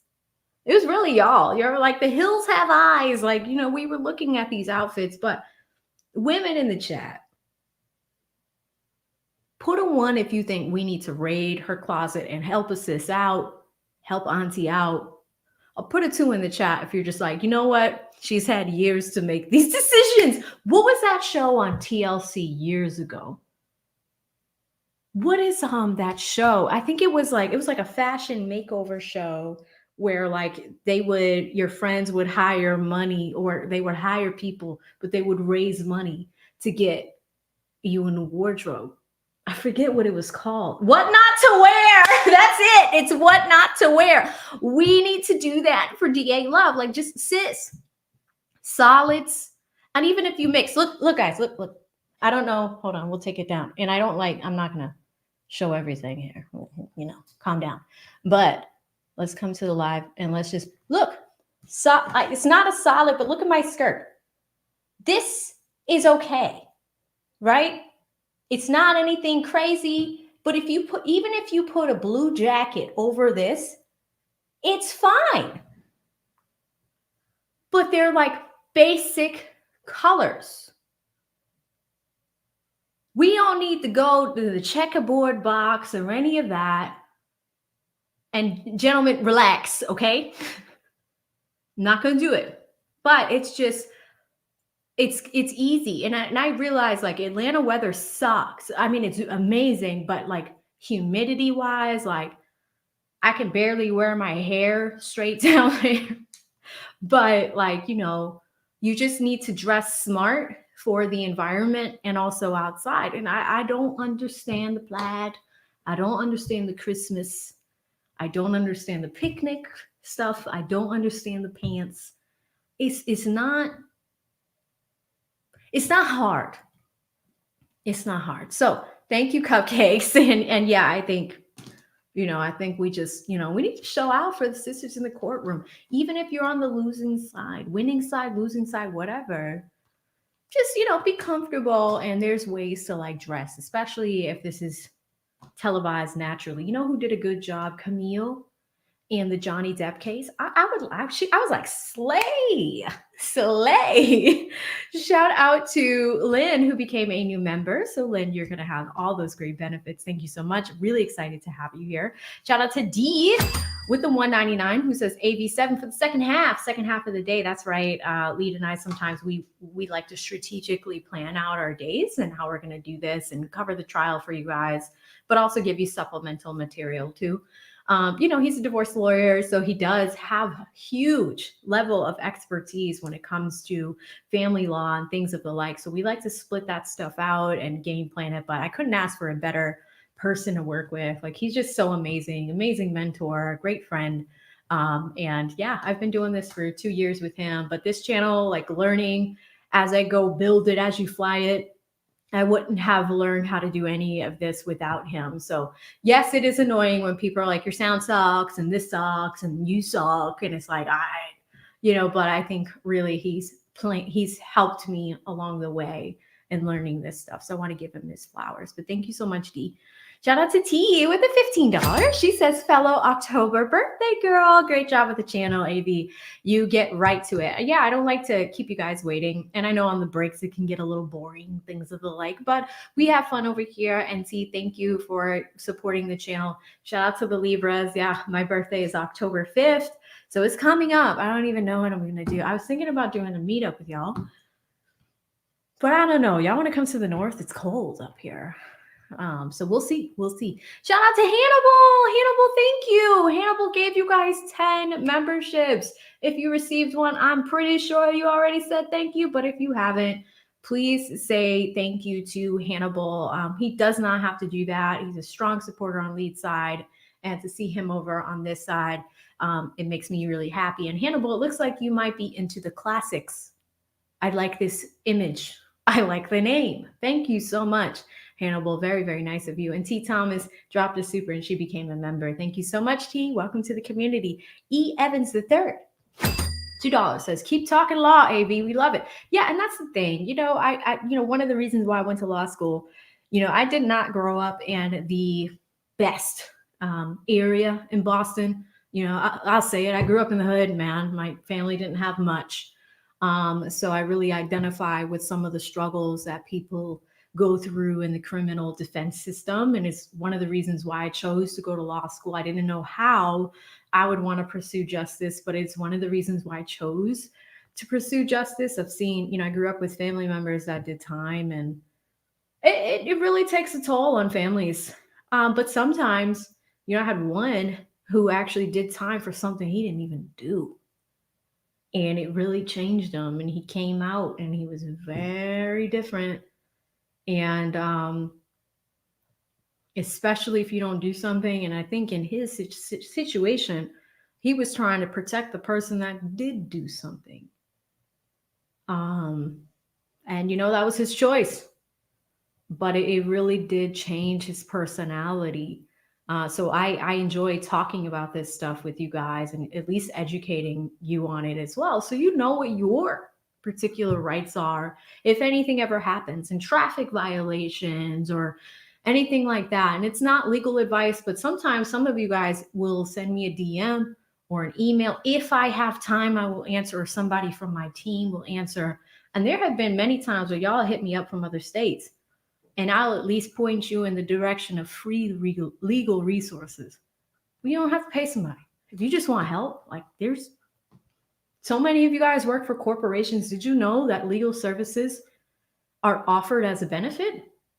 I used to use it all the time when I worked for corporate America. If you have a question about selling a house, property things, if you have disputes with businesses, you know, legal services are really not far away. Paid legal services are really not as far off as you guys think they are. So thank you so much, E. Evans. I love talking law. It's what I like to do. I'm such a nerd. But thank you so much. Shout out to King Jiggy with the $10. Says, tell Miss Love her slip is hanging lower than her skirt. That's what I mean. What not to wear. These are the little fashion things you learn. I mean, like y'all men have it so easy. You could put on a suit and a jacket and a tie. And of course, Lead can coach you on all of that over there, right? You know, you want your cufflinks in there if you really want to look sharp, and getting a tailored suit is always preferable. I have a tailor. I have a suit in production right now. I'm about to get another one. But it is so much easier if you have something that's tailored to your body than instead buying something that's like, you know, in the shop, right? Now, with women, when we have dresses and things, not to go too far into it, but I don't care what size you are, Spanx, a slip, little other things you need, right? Nobody wants to see meat looking a certain way. I don't know. Thank you so much, King Jiggy. Shout out to JT Gordon Rings with the 199. Says AV to the 7 power on the road to 50K. Yeah, the growth this year has been great. We just we had a few major milestones this week. My channel hit 3 million total views since we started, so that's a huge deal. We also were number 12 in the nation for live streamers on Monday and Tuesday. So that's largely because of you guys. So thank you so much for sticking around and helping us achieve those goals. But this is what keeps me and my team moving.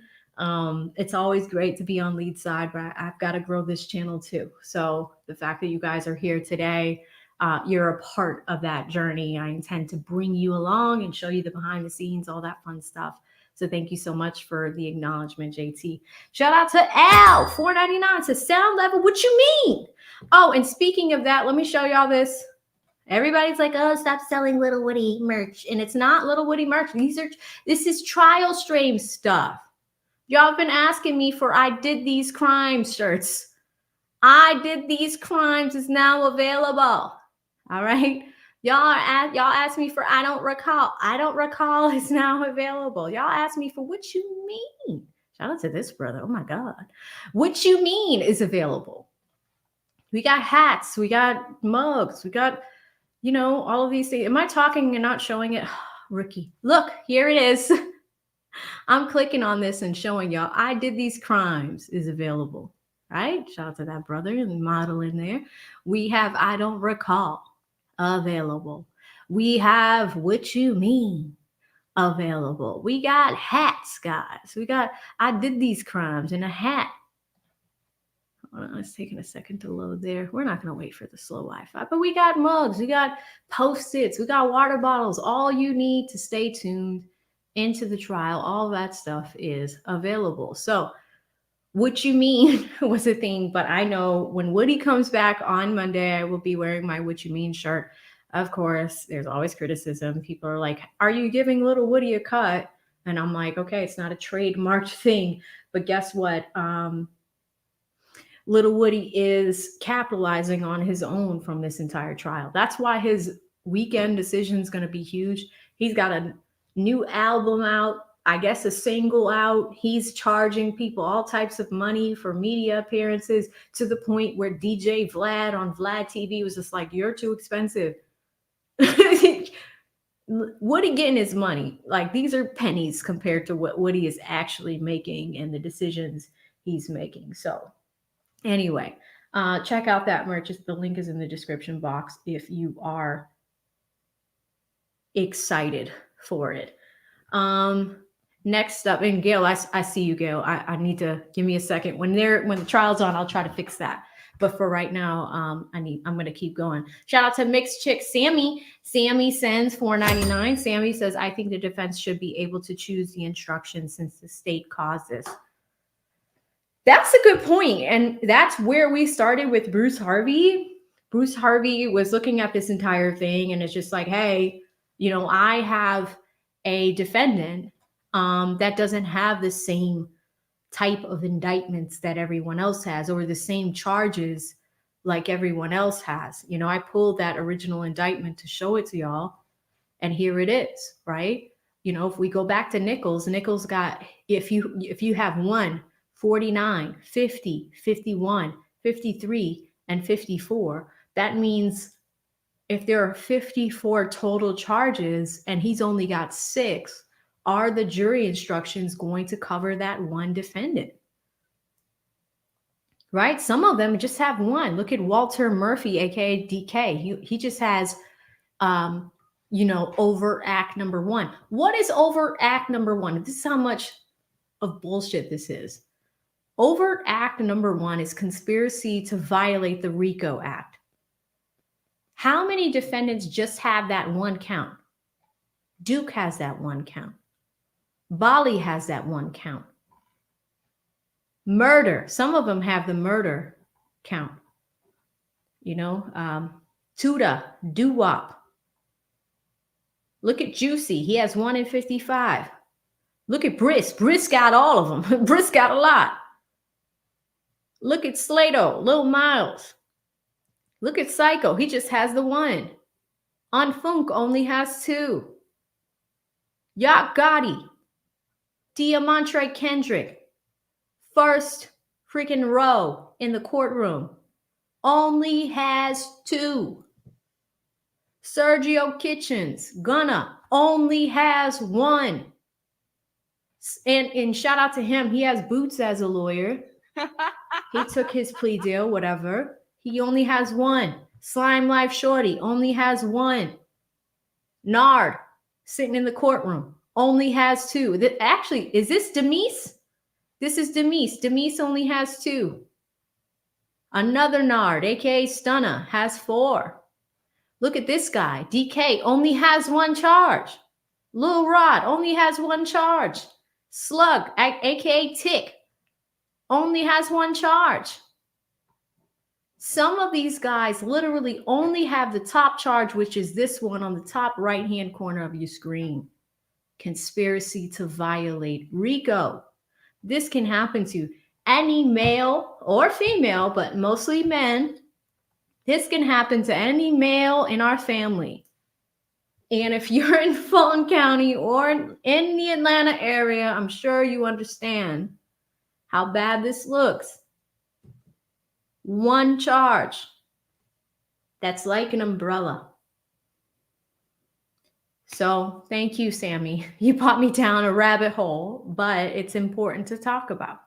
Shout out to Queen Virgo with a 5. She says there is an extension on Chrome called Volume Master. You could boost the voice volume. It helps so much when trials are too quiet. Thank you so much, Queen Virgo. I've heard that a few trial, or not even trial, I heard a few LawTube streamers use this extension. Thank you for actually giving me the name of the extension.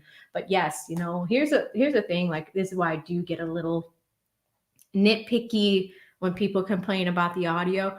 Half of the time, my audio settings are the same when I'm on lead side. So when I'm on lead side, if the audio settings are the same over there, but when you come over here, that's when you want to start getting nitpicky. I will never understand that, but whatever, right? I guess I'm the girl, the weaker one, so that's okay. Shout out to Ray Not Charles with the $10. He says, Feds did a sweep by Future. Little Woody, the main character in that video. Future seen this coming years ago. Stop. I need to look it up. We can't play music, but I just want to see it. What's the name of it? Hold on. Feds did a sweep. Feds did a sweep. Little Woody was in that video? Oh, where's the timestamp? Sorry, guys, we're off. We are off. Y'all take me down paths when I read these supers, but we got time to kill. They should be back in court in about 20 minutes. So, okay, I'm not going to play it. Where's Little Woody? Little Woody's the main character in the video. So this is a future video, guys. Feds did a sweep. I can't play it because I'm not trying to get a copyright strike or anything like that when you play music. And I don't know if you're being sarcastic because maybe that's the main. Oh, interesting. No. Interesting. The song came out 6 years ago, it looks like. Okay, listen to it on y'all's own time. I don't see it, but I just wanted to see if he was actually in the video. You never know. Shout out to Ray, not Charles again, gifting out 5 AV7 memberships. If you received one, please say thank you. Y'all are like, he lying. He lying. Is he kidding? Like, and I don't know, because I'm just reading these in order, so thank you so much. Shout out to Kim with $4.99, who says, per an earlier chat, a juror was spotted in the courthouse yesterday by Sylvia. Can you look into this? Yes. So we talked about that a little bit, Kim. And that is a problem. And I think that's probably why the judge is looking into this the way that she is, right? I'm just checking on the feed. It looks like they're not back yet. Okay, we're going to keep the train moving. Shout out to Miss Janny, 89. Miss Janny, I think we might be born in the same year. She gifted a membership and then she gifted another one. Thank you so much, Miss Janny. Super, super generous of you. Shout out to Michelle with a $2. She says, somebody, mistrial. It's time. It's beyond time. She entertained it today. She's also entertained it last week. We still have 2 pending motions right now. One is a motion for mistrial from Yak Gotti's team. And look, after I just showed you guys that, I'm actually surprised. Yak Gotti only has 2 freaking counts. 2. Motion for mistrial is still open. And the second one is the Max Shard for Stillwell. Let me see if I can show it to y'all. I have it up just in case if we have more time to kill. Max Shard is calling for a fair trial based off of Brady material. He filed this about a week ago on Friday, and Judge Whitaker has not ruled upon this yet. So we still have 2 outstanding motions that have not been ruled upon yet. So we're going to keep an eye out for this.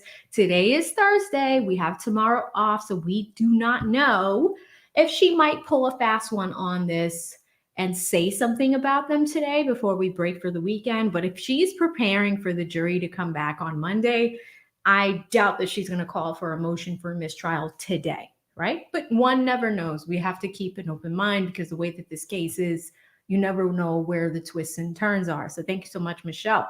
Shout out to Carl. $5. Carl says, love doing the Nathan Wade response from the election interference trial. Oh my gosh. I did a video when Nathan Wade went on Marlon Wayne's I don't know, it was like a segment. And like Marlon threw his legs up in the air, like, oh, is the position like this or like this? You guys loved that video. I might actually, when this is done, what I do for you guys is our team puts together timestamps on these videos. So if you want to skip like the super chat breaks and stuff, if you're watching this in the future or on the TV in the future, you could skip through it. But I will link a card. It will be up here later. I'll make sure we remember this to put a link to that video on there. But it was funny. Like they were asking Nathan Wade questions, kind of like, he would just sit there and think, kind of like Love in a way, but he wasn't glitching. He was legit thinking for 2 minutes at a time. So you're not wrong, Carl. Thank you so much. Shout out to S. Williams with the $5 super sticker. I appreciate you, S. Williams. Really appreciate that. Thank you so much. Shout out to Todd, who became a member. Mixed Chick Sammy is back with the $4.99. She says, leave AV alone. She about to go full Boston on you. Sammy, you saw it? Smidge of patience left. And I was like, all right, here's what we're going to do. But, you know, I try to keep it classy here. Shout out to Anastasia with $4.99 and the super sticker. I love that. Is that a German? Is that a German Shepherd snarling? Thank you so much, Anastasia. Really appreciate the super sticker. If I'm watching the chat while the trial's happening, if you guys have interesting questions that I can't answer in the moment, I will star them and come back to them. Chris asked, hey, AV, when is she supposed to make the ruling on mistrial? So motions for mistrial are going to happen throughout the trial. They might happen every day. And I don't know if you missed it, Chris. I talked about it about 60 seconds ago, maybe 120 seconds ago. I talked to you about the 2 outstanding motions. So this could happen soon. She has entertained it. Glanville, from what I recollect, does not. They would say motion for mistrial. Each of those 6 defense attorneys would stand up, 6, 7 defense attorneys stand up and file for it. And he would say, I'll take it on advisement, or at some point, or you can appeal. Judge Whitaker is actually letting them talk, and she's actually entertaining it. So it sounds like she wants the trial to move forward, but if something really bad happens, I think that she could grant a mistrial. Shapeshifter had a question. I hit the button. Sorry, Shapeshifter. Shapeshifter had a question that I thought was interesting. He said, how do you feel about this judge, AV? I showed you guys, and I don't know if I still have it on my desktop. If y'all go to my community tab, I used this program called, actually, I'm not going to tell you what it's called because then I'll be revealing my secrets to my competitors. There was some data that I was able to pull. Let me see if I can log in. Maybe while we have some downtime, we can look at this program. But basically, I was able to pull ruling data on Judge Whitaker and see what ruling habits she has, right? Oh yeah, I did close this account. Give me 1 second. Maybe it's still on my desktop. Let's see, Judge Whitaker ruling data. Do I have that PDF here? It might be a screenshot. Is this it, or is this the previous judge? I got it. I got her grant rates. I don't know if this is still relevant, but let's look at this one together, y'all. So looking at this, share screen, window. Here we go. And let's zoom in. So this is data on Judge Whitaker. And what you're seeing is ruling data. Now, I'm a data nerd, so I thought this was really interesting to talk about. On the top of the screen, it shows that Judge Whitaker's grant rate, and I believe this is for summary judgment, which is if someone wants to dismiss a case, she's actually 3% higher than Fulton County's average of 44.8. There's 3 circles that you see on the screen. On the left is Judge Whitaker's numbers. In the middle is Fulton County's average. And on the right is the state of Georgia. Now, she is actually higher in giving people a fair shot than the average in Fulton County and the state of Georgia.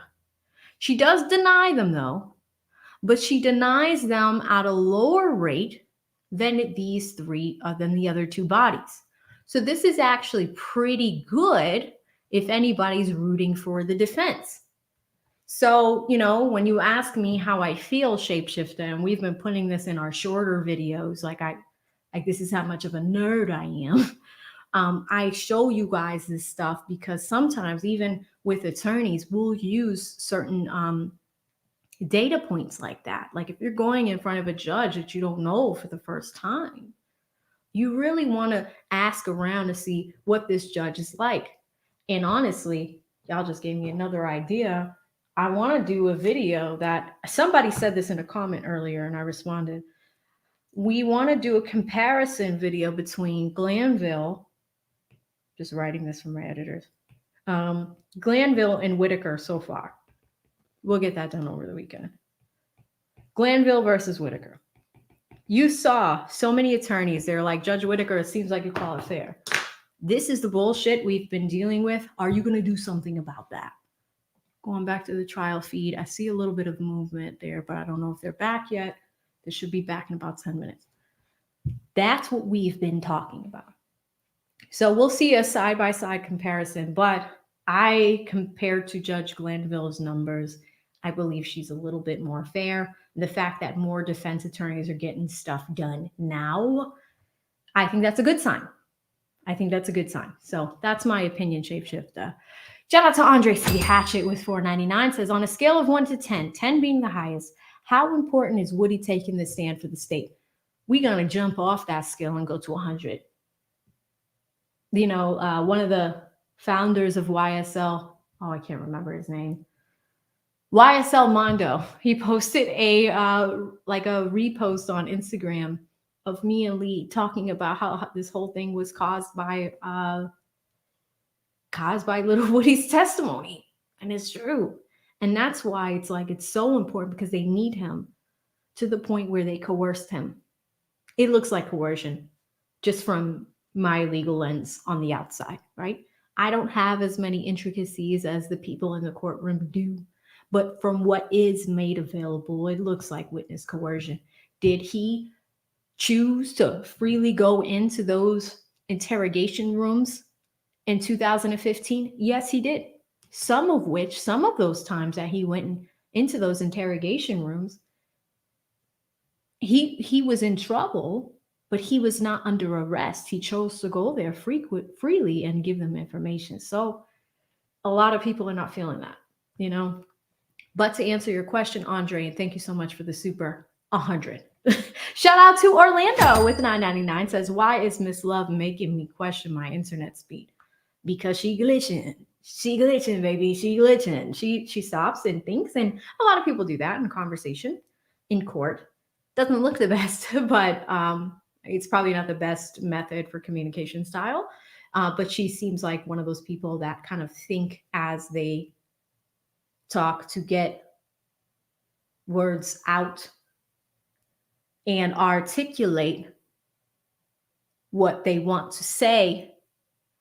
Orlando, so thank you for your super chat. Thank you so much. Going to Dream, who became a member. Thank you so much, Dream. I really appreciate it. You're going to love it here. Welcome to the community. Shout out to Golden Beauty with $10. Says, I'm here to hear the judge's dismissal. There will be no end to dragging prosecutors' loves, lies, and mess into correction. The judge has to see. Ain't no time for that. Love your show, AV. Thank you so much, Golden Beauty. And yeah, a lot of people want the dismissal, especially the defendants. Granted, again, does that take away from any of the victims of these crimes, people that have lost their lives over it? There was some shenanigans happening. People did die. But what should have been done is those crimes should have been investigated solo. The assailants should have been, sought after solo and prosecuted solo. You don't lump 28 people together and say, you're all fucked up. Take all these men from their families, some of which honestly are just under the conspiring part. Anyway, I want my money back as a taxpayer. I hope you do too. Shout out to Perfect Peace with $2. No comment, no question, pure love of the game. Is that a fawn? It reminds me of Bambi. Thank you. Watermelon Juice with $1.99 says, AV, you can get loud with me anytime. Watermelon Juice again. It's a fire. The fire is starting to go down. Shout out to Miss L Boogie with $5. Says, you're doing a great job, AV. Love you. And lead attorney's view and review of this trial with a star. Thank you so much, Miss L Boogie. Happy that you're enjoying the content. And of course, if you guys ever have any suggestions or things, feel free to put them in the comment section of these videos. Miss L Boogie, after that, became a member. Thank you, Miss L Boogie. Really appreciate your support. Nikki Bloom, 72, $4.99 says, I'd say it's witness intimidation by the state in Glanville when they told him if he don't testify, they will hold him indefinitely when it's not even legal. Yeah. This is important, y'all. The transcript was released. I know this transcript like that back of my hand. Why? Because I read it in a little Woody voice. You guys absolutely loved that. Let me see if I could pull it up right now so we can look at some of the discrepancies in the transcript. Here it is. Okay, I'm going to go ahead and screen share the transcript because there are a lot of issues with it. Court should be back in about 5 minutes, guys, so we won't take a long time here. We are simply going to go to, let me make this big. We're going to go to page 40. And we learned on Monday, I think it was. Let me see if it can let me go straight to the page, or is it going to make me scroll? Really? You're going to make me scroll? Let's go to page 40. Page 40 is here. This is where the discrepancy between the deputy and Kayla's testimony for Monday became an interesting thing for us to look at. And let's do a single page view. Let's zoom in a little bit more so y'all could follow along at home. All right. Zooming in a little bit more. Perfect. One more again. All right. This is page 40. Now, we learned, and the judge told us this. Judge Whitaker said this. She said, Lawyer Love, I don't think you advised little Woody of his rights correctly. This is the page that is important. Here's what the conversation says. Little Woody starts at the top. You take away immunity, I answer the questions, and I plead the fifth. Miss Hilton says no. Little Woody, to questions that I feel incriminate me. Miss Hilton, but then that's Little Woody. I won't plead the fifth to things that don't incriminate me. Judge Glanville, the state can still give you immunity. They can give you immunity to whatever they want. Okay? And they can make that choice. I, Judge Glanville, don't even make that choice. So if they, like I said earlier, they want your testimony, even Judge Glanville says it right here, guys. They want your testimony.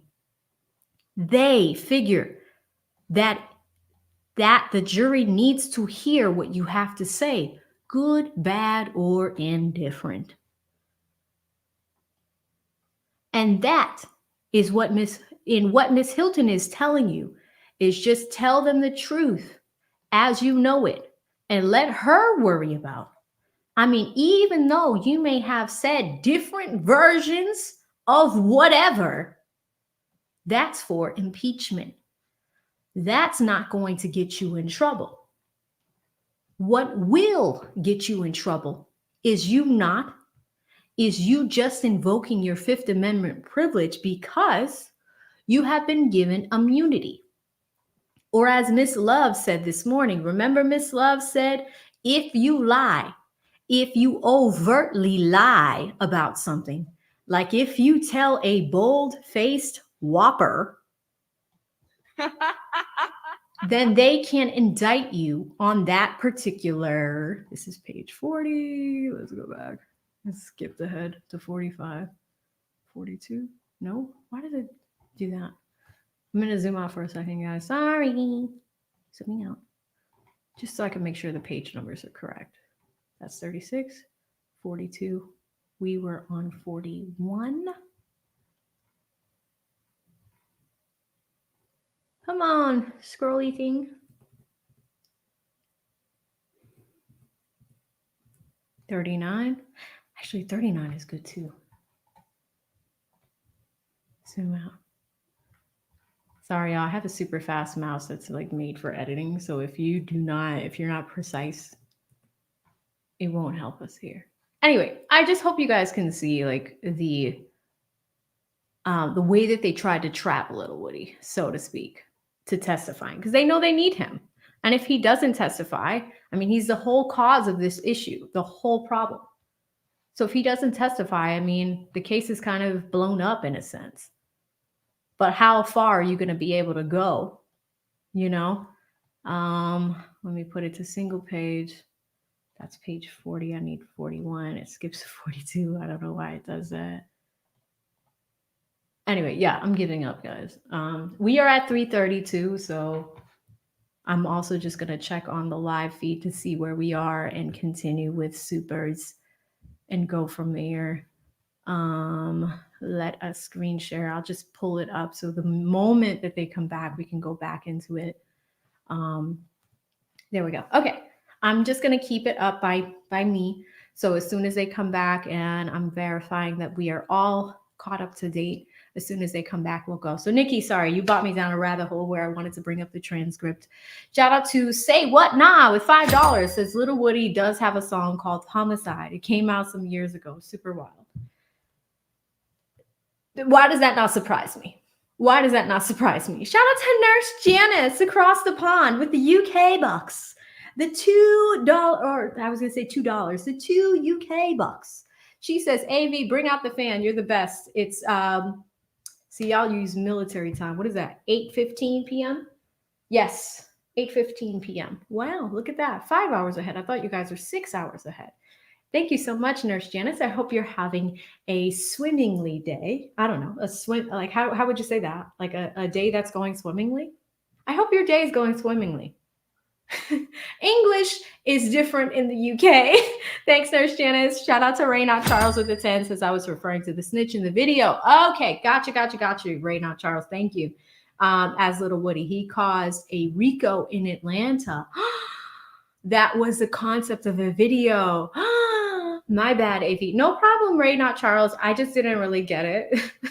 You know, I'm not in these streets like that. But, and I also can't play the music on the channel, but we've got some movement. But thank you so much for the clarity, Ray Not Charles. We are back, guys. I have the feed up. We have some movement. Let's keep going. Thank you guys all for the support. And I have them unmuted, so I'm just waiting to hear back from them. In the meantime, DJ Dunbar Grapes with $5. Thank you. Says my mentor was the first black box Pumpsy Green. He would say, damn mess. I believe it. Mulatto Gatto with $1.99. Says, what have I missed today on the trial? Mulatto Gatto? Mostly evidentiary things. We right now are going to determine how we're going to do jury instructions, and we're getting ready for Little Woody to testify on Monday. There is no court tomorrow, so that is what they are talking about. Whitaker is talking to her assistant right now, and we're just waiting for the audio to cut back on. Bariatric Maniac, $1.99 says, I'm just catching up, AV. What you mean? What you mean? Welcome. Join us for the afternoon session. We've got about an hour and a half to go. Shout out to Lynn with the $5. Says, AV, will you cover another trial after this one? Love the channel. Of course, Lynn. I'm mad that I didn't get this. Not Sarah Boone. That's the lady that zipped up her boyfriend in a suitcase and killed him. Like, how did he fit? And, you know, I did a short on it. Y'all love this. Back when I was doing shorts, I did a short on it because it's not funny. Firstly, how do you fit a man in a suitcase? And I'm not saying, I'm not making fun of it, but like I was literally thinking about it from a scientific standpoint. Like, how'd you do that? Why would he let you zip him up? What are you doing? She's on like her 8th lawyer. So I have Okay, just we're back. received about 2 minutes ago. Oh, The states. No,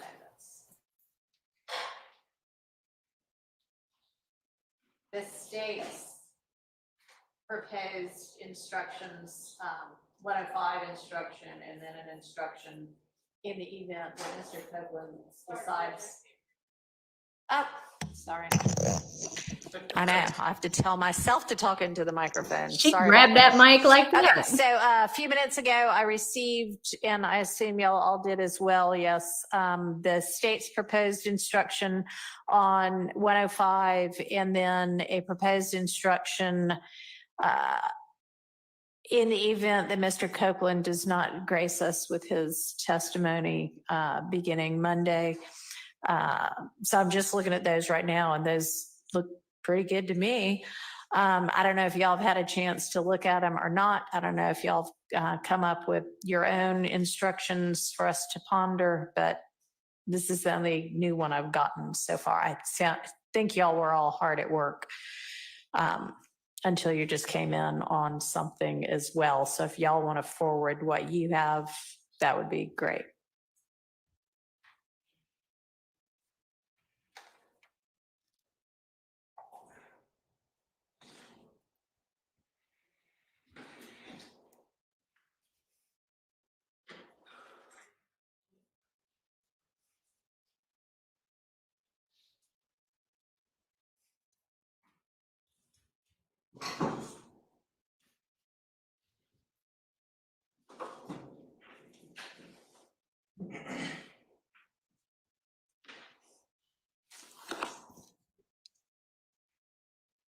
Your Honor, Yes. regarding the jury instructions, I think Ms. Westmoreland is working on typing one up, Okay. but I'm just going to say it is very lengthy and Okay. also it addresses a lot of, it's going to be very lengthy. I'll just put it like that. Because we feel that it needs to address every alleged overact and who it would not apply to. Okay, well, So we could possibly come up with, go ahead. We could possibly come up with a general charge, but then it Okay. would have to be repeated for every overact for every individual who is not charged substantively with that overact. okay. Is that fair?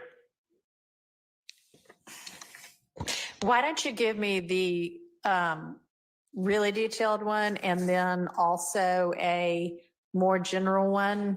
And it may be that even if we don't use the really detailed one now, we use it, at the end of the trial when we're giving them all the instructions. But I'll take a look at both of them.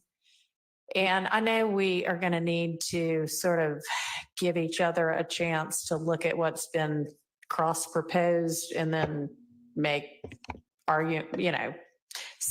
edit, come up with something else, and then actually figure it out, which, maybe can happen in the next hour and a half or 2 hours, maybe can't. But this is finally a good start. So, do you need a little bit more time before you send whatever you're going to propose? Okay. To do it right. Like A few 30 hours. minutes, like how long? Just to do it general.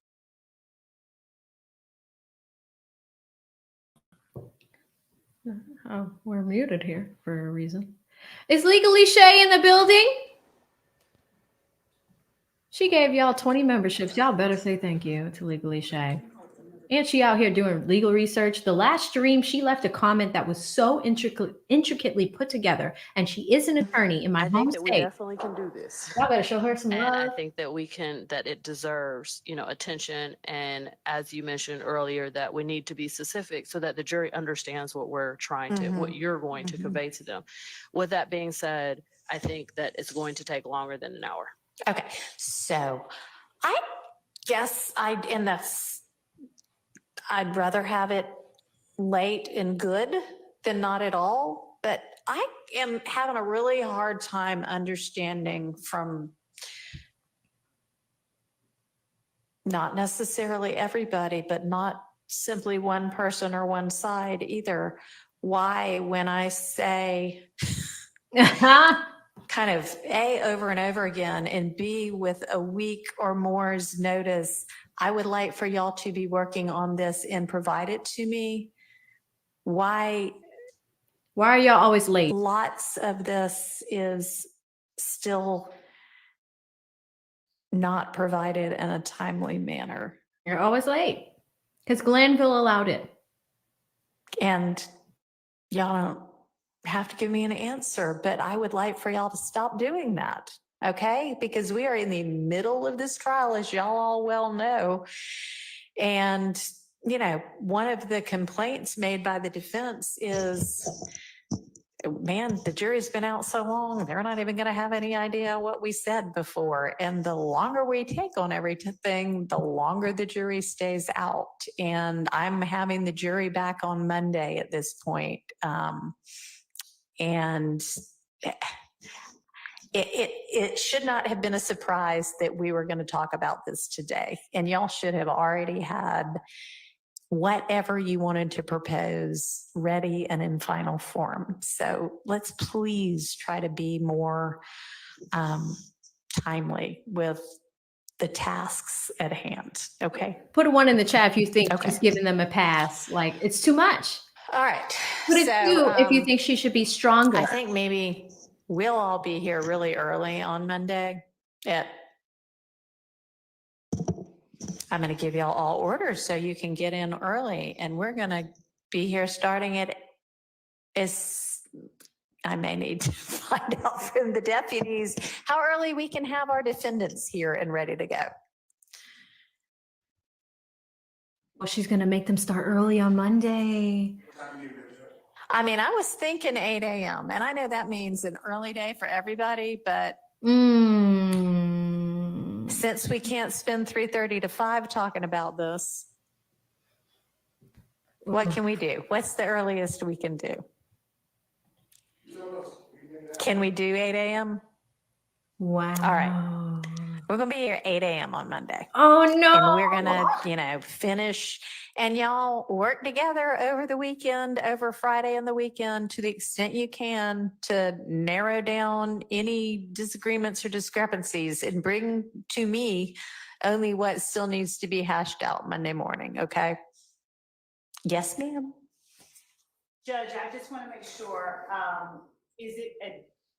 so as our position is that some of the instructions would be better given at a different time than Monday.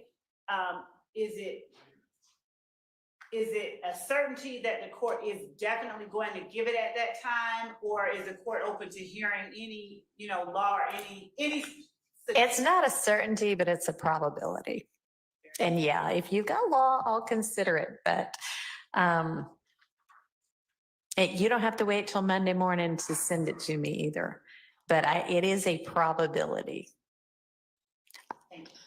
Okay. It really is sad. Shout out to Top Shelf. I totally agree. Yes. I love your hair, sis. What do you use?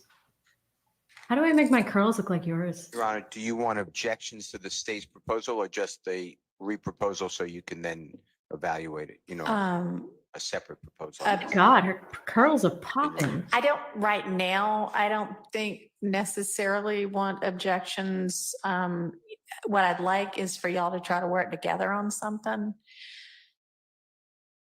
Okay. I mean, if you think there's some entirely incorrect legal concept, but I'd really rather y'all try to get together on it first. I do object to it, but I think that makes sense because I could do all of the objections. Okay. Not yet, Jody. All right. That's what Brian was just Thank you. asking about. He has some objection. Okay. So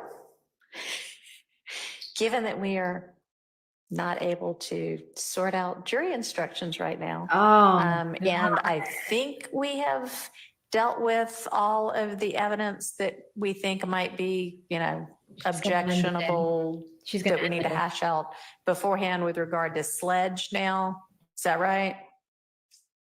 I believe so. Okay. I saw some inquiries over the time that you broke regarding a couple of exhibits maybe that were. Yeah, and I don't know if those were objections as much as they were just, we need to sort this out, Right. so. So certainly we would not be entering the same piece of evidence under two different numbers. Yeah. We just wanted to make sure that we got. Yeah, no, I mean, so, Right, yeah, just so- take a look at that and. Yeah. Okay, so yeah, I don't think that was an objection. That was just kind of an observation. All right, so then who's our next witness that we can get through evidence on?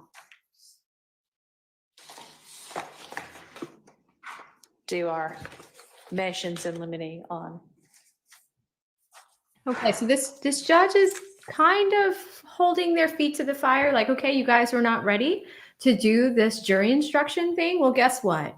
Because you weren't ready, and it's about time, she starts punishing them for this. Not the defense attorney so much, but the prosecution.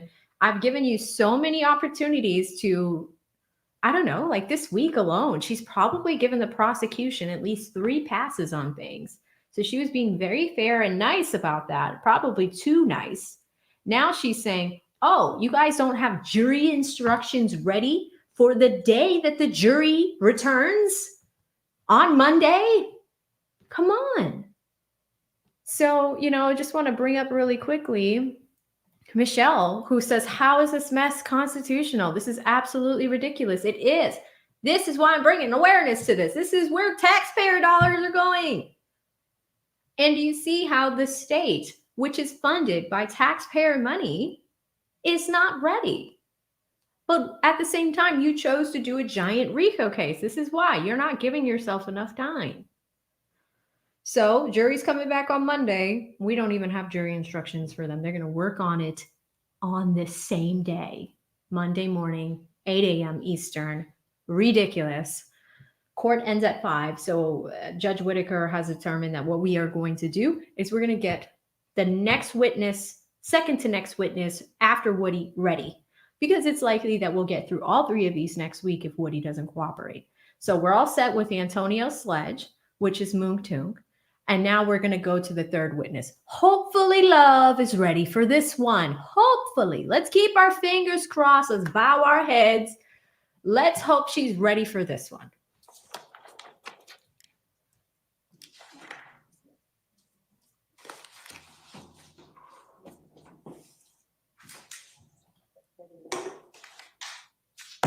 Yes, Brandon. Oh, and Miss Love, I know that you have now given to defense counsel the detailed list, right? But have you given that to the court? Didn't you give them something? I shared with them the bucket of physical exhibits for Sledge and a list from yesterday. And I'm about to send over another bucket for another witness. So as opposed Good. to be able to give all of the exhibits themselves. Mm-hmm. That's what. So are you then not just, so I understand, are you re-providing the actual exhibits? That's what I had. Okay. I mean, that's fine. It's fine with me. What I want to have happen though is, have you now only done that for Sledge and you're about to do it for one other? Oh, no. The actual exhibits? Yeah. Yeah, because Sledge was the next. Right. Okay. So what happened to the tranche of the first 30 witnesses? Oh, here we go again. I was working on that. Oh. Okay, they were due yesterday. Oh. So that's what I'm. Shani.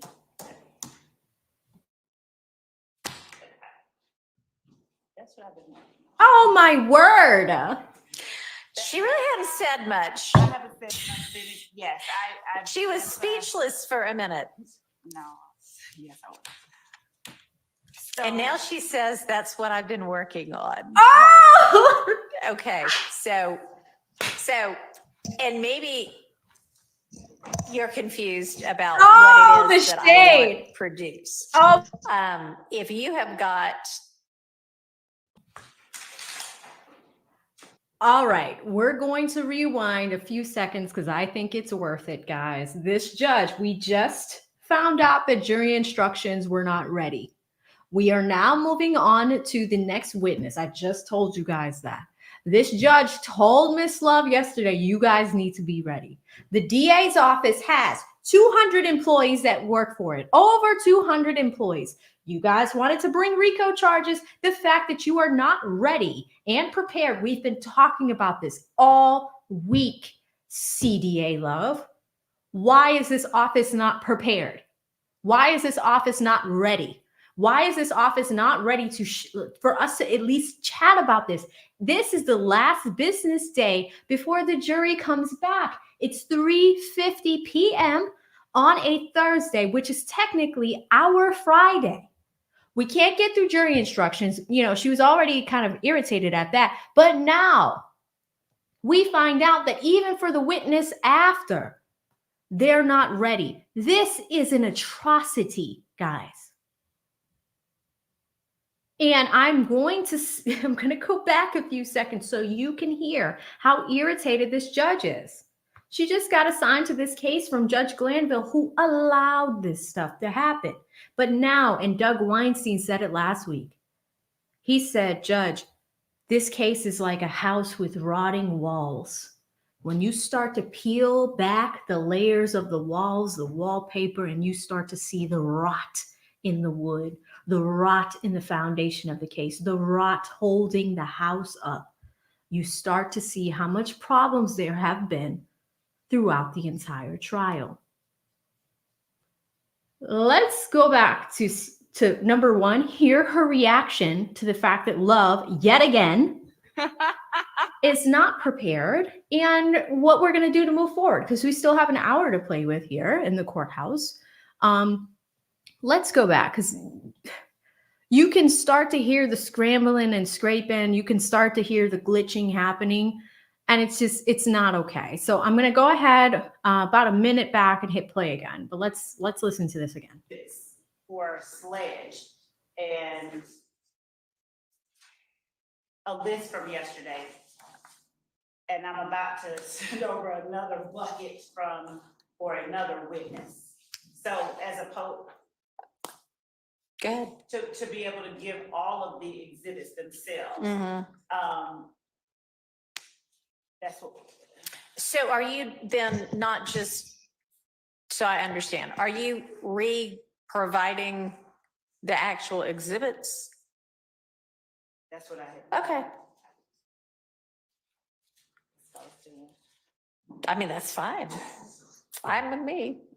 What I want to have happen though is, have you now only done that for Sledge and you're about to do it for one other? The actual exhibits? Yeah. Yeah, because Sledge was the next. Right. Okay. So what happened to the tranche of the first 30 witnesses? So that I was working on. Okay, they were due yesterday. So that's what I'm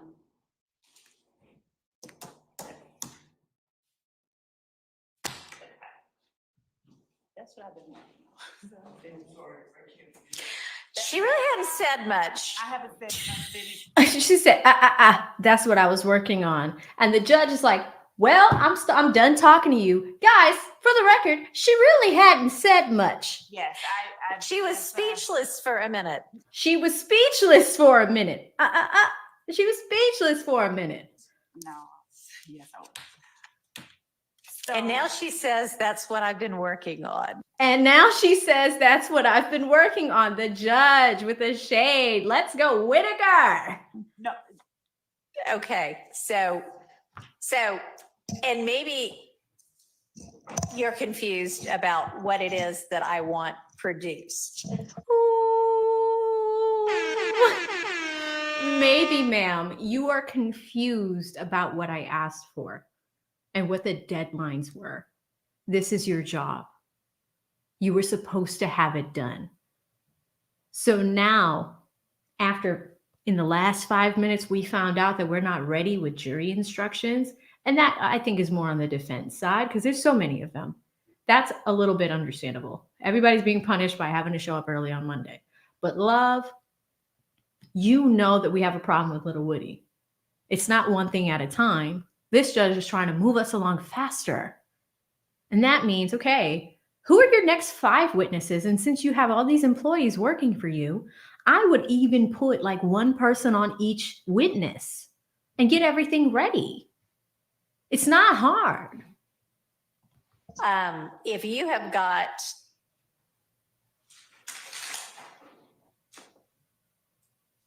if all you're using, for example, with Thomas Burnett is demonstrative pictures of the infinity, and they have all the demonstrative pictures of the infinity, and you know, demonstrative pictures of the infinity served, XYZ date as, item number 73B, that's fine. I don't expect you, unless it's easier for you, to reproduce those things. I do want you to identify it specifically enough that they can go, oh, here are the 10 pictures she's going to use. And I hope you don't have 10 pictures because that would be excessive with this one infinity representative. So does that help a little bit? But I do want it to actually have happened for 30 witnesses at this point in time, because we can't. So the way to operate this trial is not witness by witness at this stage. Correct. Of the game. Okay. So do you need clarification beyond that? no, no, Your Honor. Okay. I have all of the exhibits in folders. Okay. So what I was doing was trying to extract the specific ones. So for the 30 witnesses, we have the exhibits in 30 folders. Okay. And what I had done was label them and extract relevant ones. Why are you doing it? Okay. And so I won't do that. I'll just go through the folders and put it in a table. Okay, sorry. Just coming from corporate America, guys. I think I understand what the holdup is. She's doing a lot of this freaking work herself.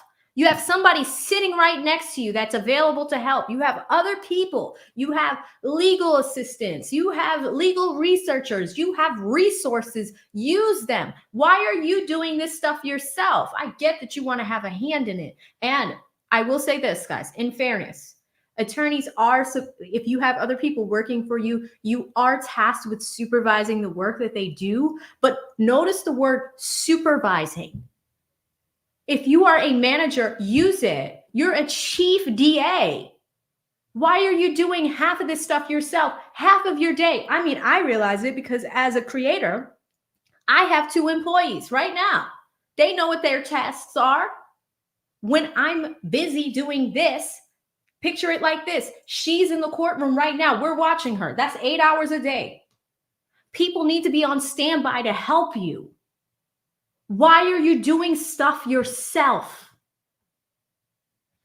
She just, oh. Because I was actually going to do that for the ones that are listed. I was actually sending the list yesterday. Mr. Atkins sent it for me just to say, hey, here's what we're sending you. But okay, whatever is easiest. And I mean, if it's easier to have them each give you a thumb drive, that's fine too. I mean, logistically speaking, I just want them to know with some degree of specificity. Here is the actual evidence they are going to be using with this witness, not social media. But I understand. what social media? Okay. But they should have been served at this point in time with everything you intend to use with every witness. They have. Okay. And understanding the court's instruction about making sure about anything that the court told me to give to them by noon. So both of those. Okay. I understand. And yes. Okay. And so when can they expect the next 27 or 28 witnesses info about which exhibits? So I'm just gonna upload, Okay, because it'll be probably quicker to upload them to a Dropbox link than it will Okay. be to sit and, or maybe we can have some team members. Yeah, I typing and mean- some uploading, so. okay. Or And some. can you share it with the court as well, just so I can have it as well? Okay. So by the end of the day? I mean, Yes, I Miss figure you're Grace. gonna work past 5. Uh-huh. I have. So what I kind of mean is by midnight. Okay. All right. And then They working tonight, baby. is everybody, okay. So are we ready to work on another witness's chunk of evidence that we think might be subject to motions in limine? Uh, If the court will give me a minute just to get my list. Okay. If the third person is not ready, is the fourth person going to be ready? Your Honor, Yes. may I bring up another potential issue? Yes. So it's my understanding and belief that that there may be some outstanding Brady material regarding Antonio Sledge. Okay. Brady to include impeachment. Okay. My understanding and belief is that the state may have met with Mr. Sledge and he may have said some things that would fall under Brady in Okay. a prior meeting with the state. I'm not asserting that as fact, Okay. but I am inquiring about that. If All right. there was Can a you- prior meeting with Mr. Sledge Okay. So, at a coffee shop. All right. Was there? Mr. Shard is correct. I was at the meeting and an Which- investigator, Lancico was at the meeting. There was nothing that I took to, I'm going over in my head everything he said. Okay. Didn't say anything.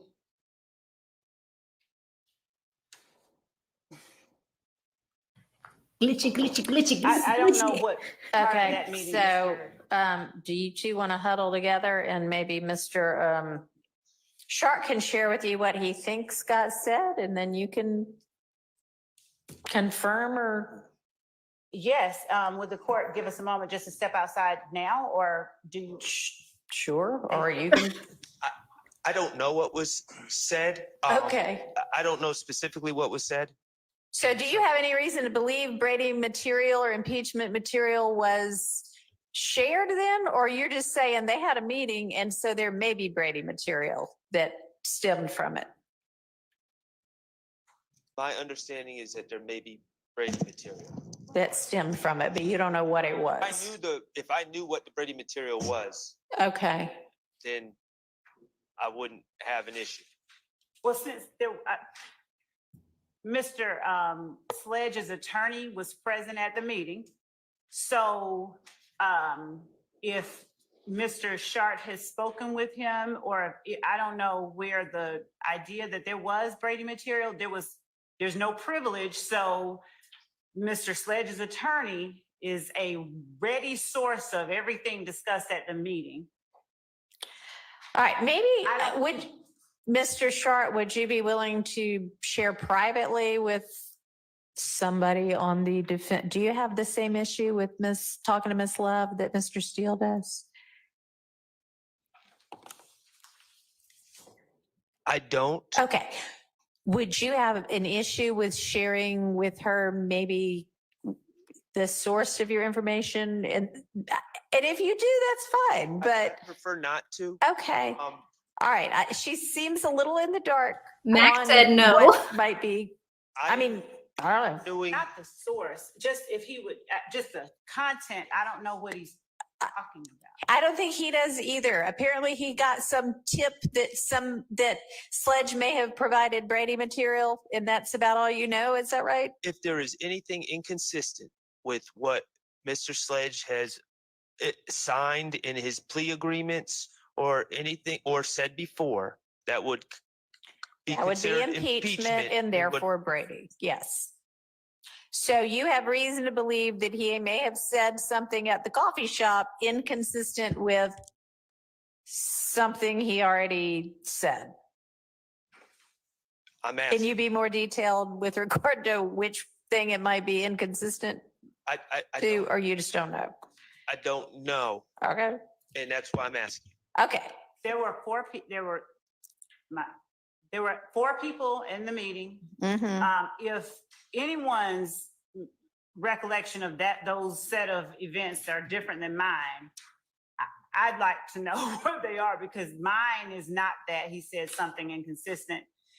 And as I said, the people who were there are me, Mr. Sledge, Lieutenant Lancico, and Mr. Sledge's attorney throughout the entire time there. So. All right. Well, it's really the relevant issue is not who was there. The relevant issue is, did Mr. Sledge say something inconsistent at the coffee shop with whatever he has told the state or law enforcement previously?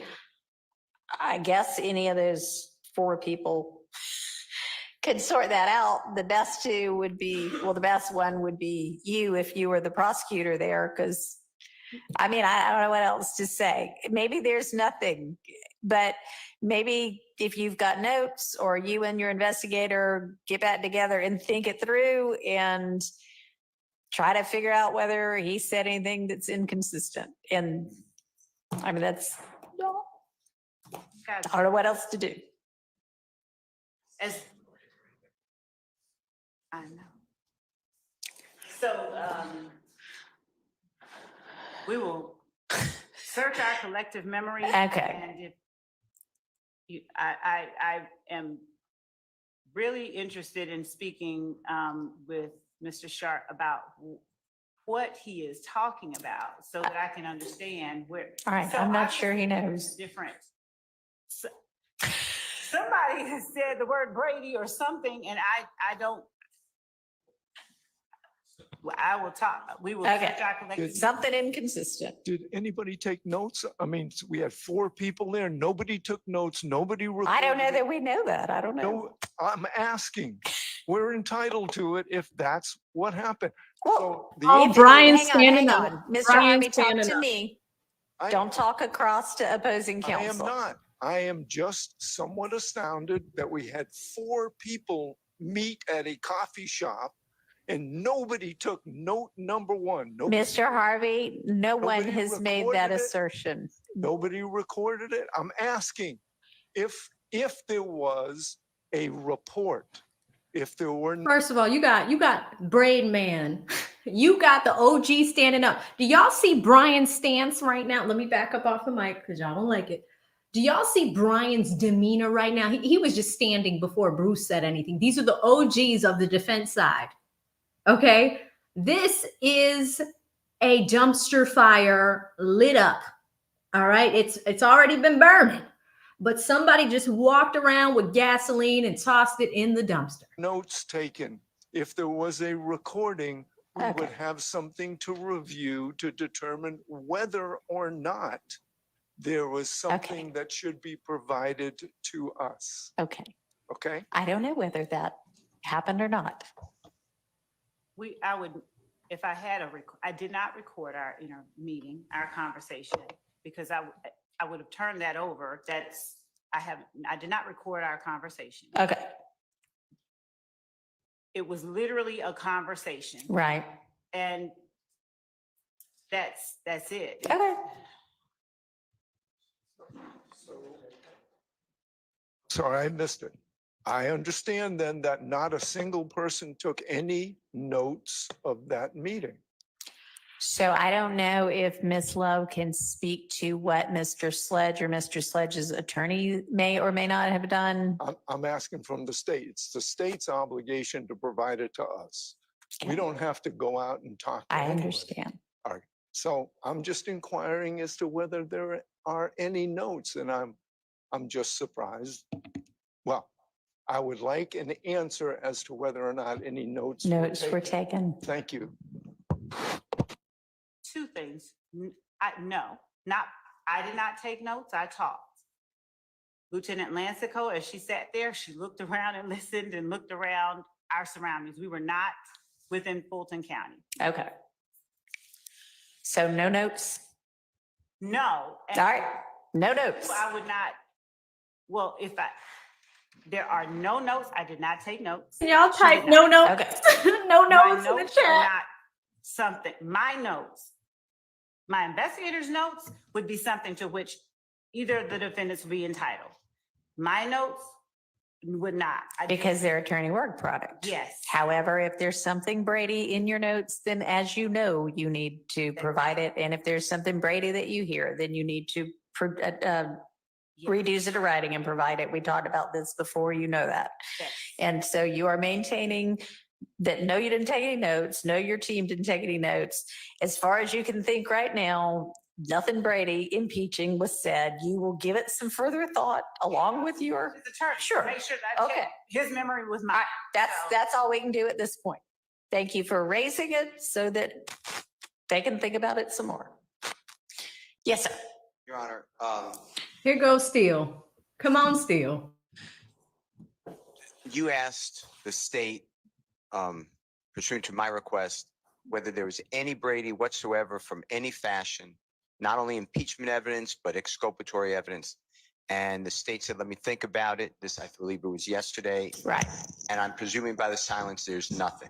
All right. So I think I gave y'all, remember I told you to huddle with your team, not just on Brady, but on anything that is discovery that you intend or think you intend to use that they might not yet have.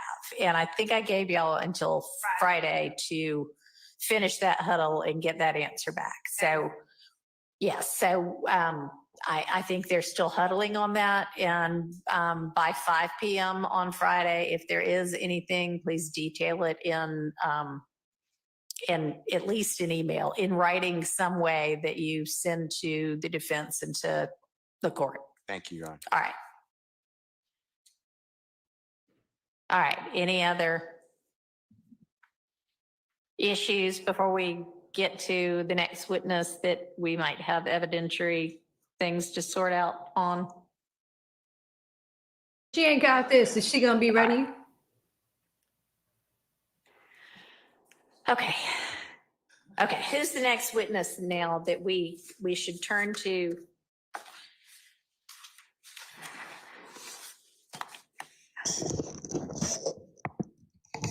To sort through their evidence.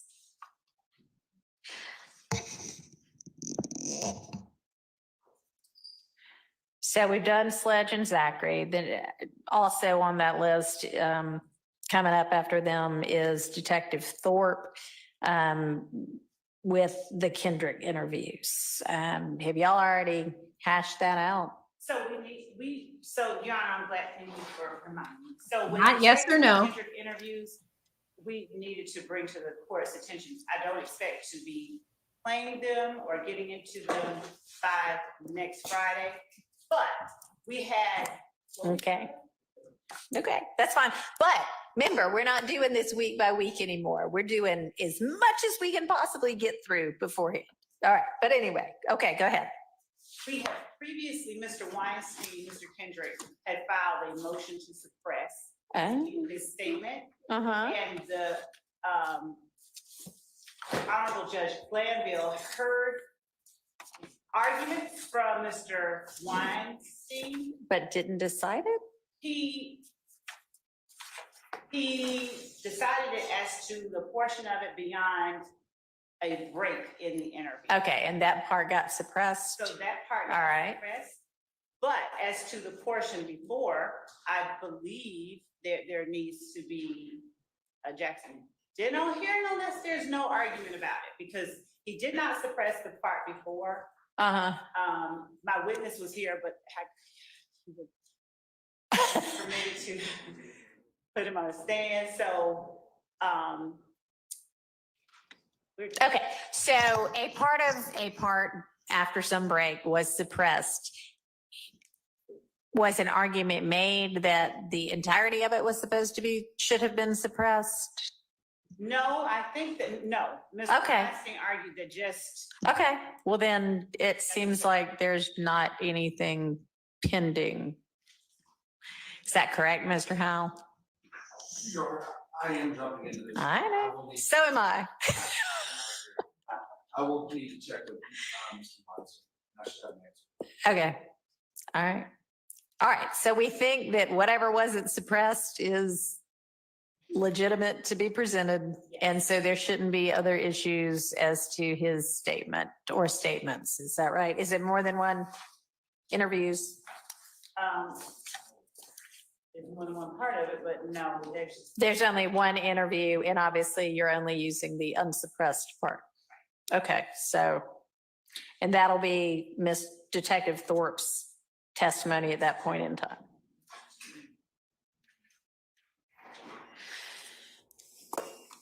Silence again. So there is, so we will need to have an argument because there's a. Speak up a little bit, because I'm sure they're gonna say they can't hear you. There is a second one. Okay, And so the argument may be, hey, we needn't reach that second one because in the first one, this break occurred and everything beyond that point should be suppressed. I would have a different argument, but we have not. The fact that this judge keeps saying, now we're moving on. We've got Sledge done. We've got the other guy done. We've got a third person that we know they're not ready for. So now we're moving on to the next witness. I think the judge, I hope she's doing this strategically to show how unprepared the prosecution side is. We are now on the next witness on the list, which is Detective Thorp. You guys remember Detective Thorp not only talked to Little Woody, but Detective Thorp talked to another one. I think it was the 3 witnesses ago. I forget his name off the top of my head. But that was a witness we focused on all day yesterday.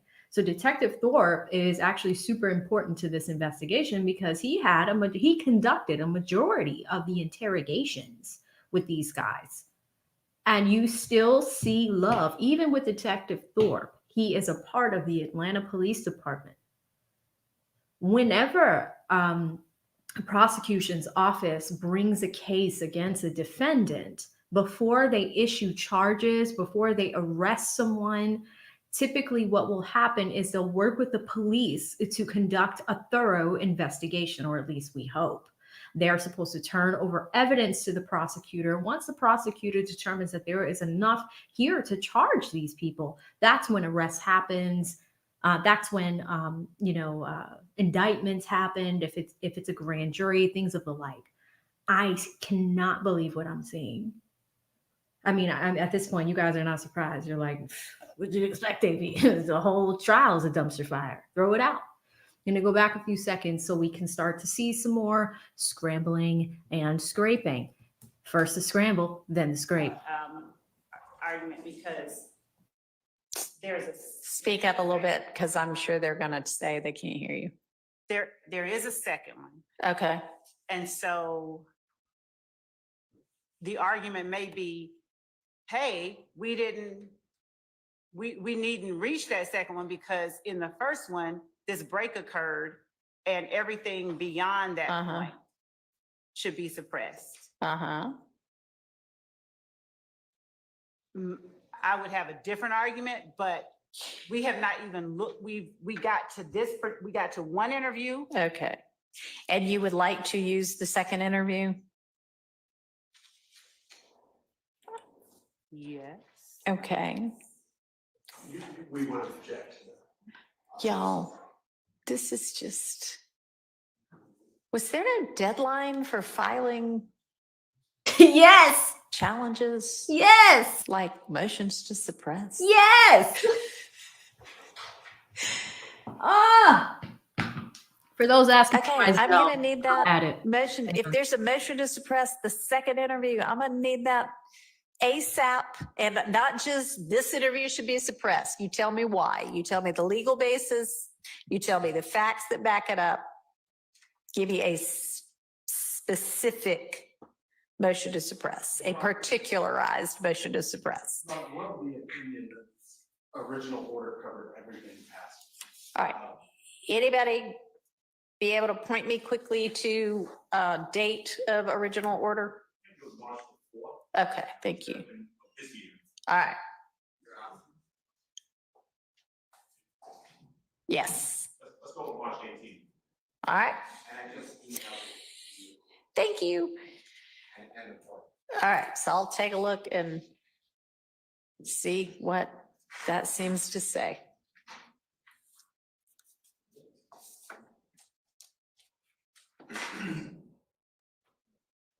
All right, the next thing would be, or the next witness would be Mr. Bean with text messages. So, Judge, I think since we talked about Mr. Zachary's interviews, I think that Mr. Bean won't be the next one. Mr. Zachary would be before Mr. Bean. And there are social media postings. I don't think that there is going to be any kind of an issue, but just I can name them or send them or share them. Well, if you'll share them with the defense, then the defense can see whether they've got objection. Does the defense think at this point that they have objection to Mr. Bean's text messages or social media? I assume y'all know what she means by that.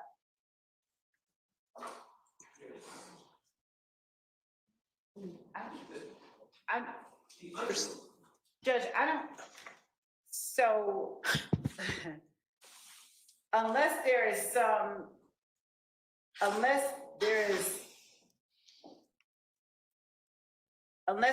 something in particular happens to allow us to introduce it, the state is not going to, I don't anticipate using those text messages of Mr. Bean. Okay. All right.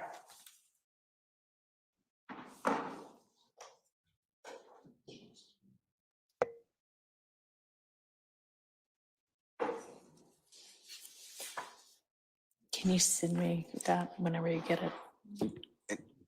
Your Honor? Yeah. May I add to that? Just to be fair, those text messages, my opinion, come from a phone that was seized on July 15, 2015 from Mr. Williams' home. It's been suppressed in all derivative evidence. Okay. So, and I'm assuming that's why the state said that, but if it is going to be used at all, I think we need just to alert the court that we'll need a hearing on that. That's why you don't intend to use it. Right, and that's why I said unless something specific happens, unless there's a door, anything, I don't know, but we don't intend to use that in our case in chief. I don't know. I don't foresee a circumstance, that occurs. Yeah, I don't foresee a circumstance where that would be permissible either. All right. If an attempt were made to make an argument that is directly refuted by something that was suppressed, I might ask the court, hey, Your Honor, this argument was made. This is not true. We have a reason to believe it's not true. Here's why we think that. Would the court consider X or Y or Z as a curative? I mean, if you want to provide me some really specific case law that says I can do that, sure, but I wouldn't waste your time on that right now. Okay, so Bean will probably just be some social media postings.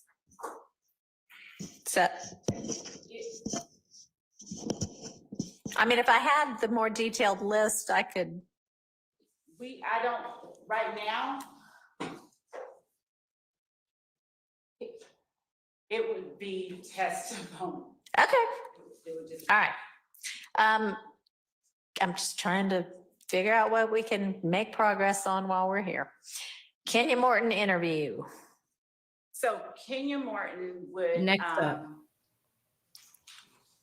It would be. Oh my God. This is like the 5th or 6th witness down on the list and still stuttering. Her interview to impeach her if necessary. She is listed as an alibi witness of Mr. Kendrick. Okay. And so Okay. her interview is the All right. And everybody's got the interview. Anybody anticipate, assuming they're going to impeach, that there are other issues with her interview that I need to think about evidentially right now? and we have impeachment, but it will be impeachment and substantive. That just, since there was the issue raised, but that would be the only thing with Ms. Morton. Okay. And the other pieces of evidence that would be used with Ms. Morton have already been introduced. Okay. Easy enough. Introduced to another witness. Okay.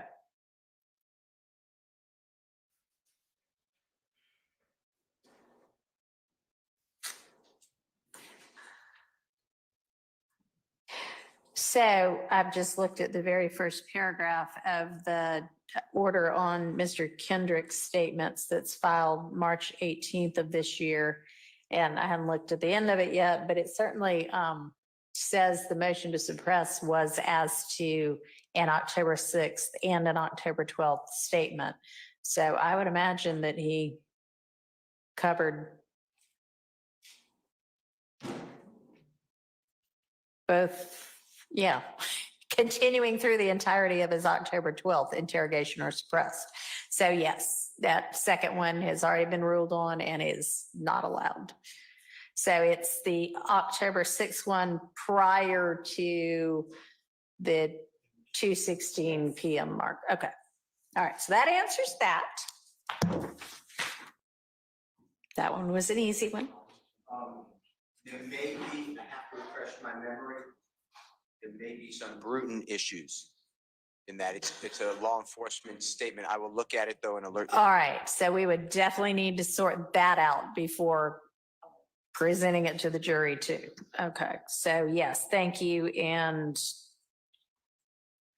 just share with the state whatever you think about that so that they can have a response prepared.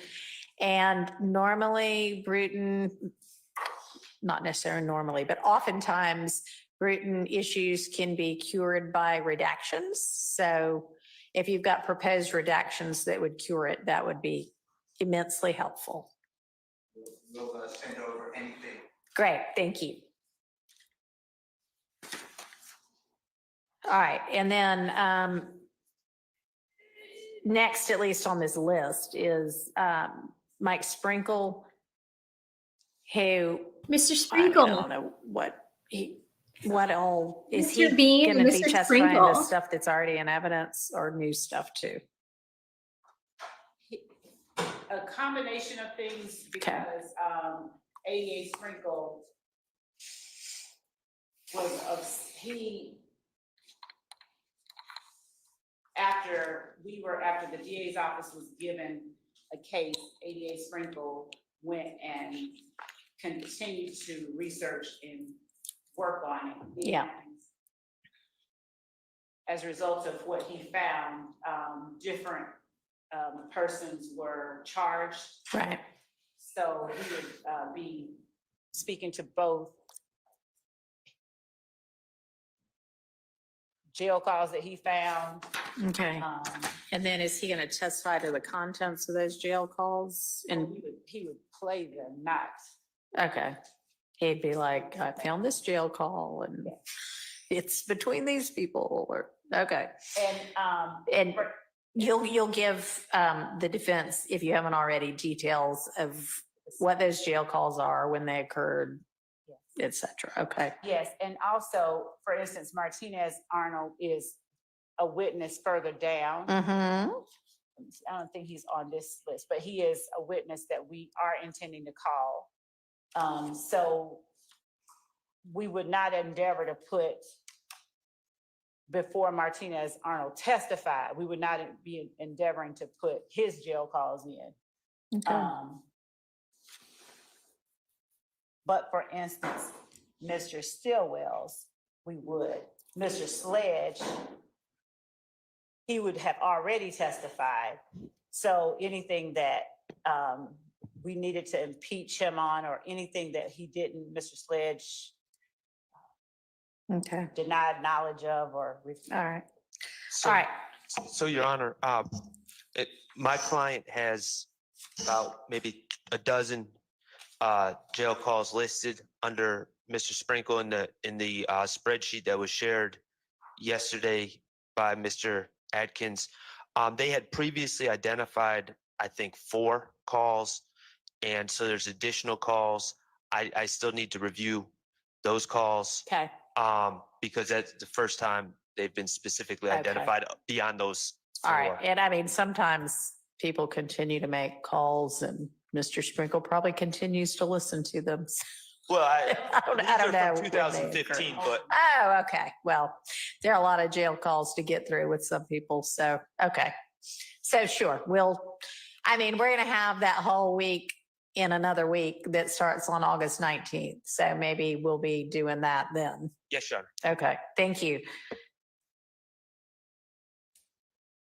All right, and then it looks like there's a series of custodians of cell records. Do y'all anticipate objecting to those people?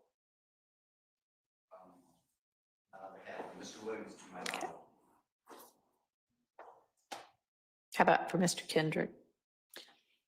Mr. Nichols? Mr. Huey? Okay. Caveat, presuming of course that we've got all of the business record certifications.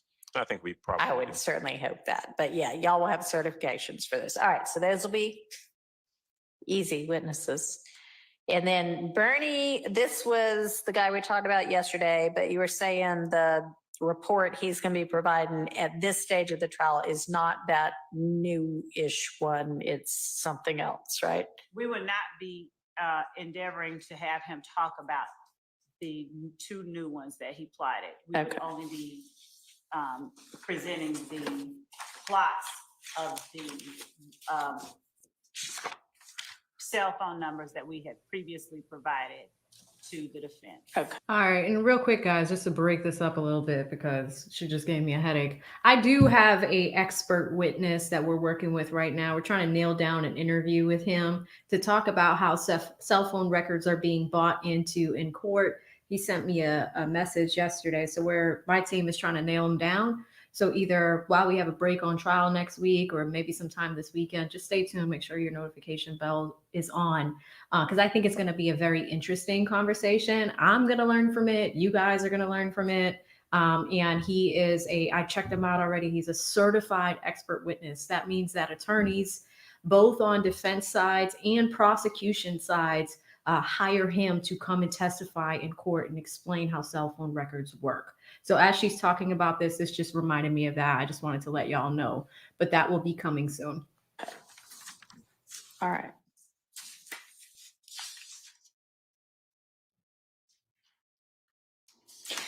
And then we got a firearms analyst, which of course there'll be lots of cross, I would imagine, maybe not, I don't know, on the stand, but do we have any like motion and limine type issues that y'all know of with regard to the firearms analyst?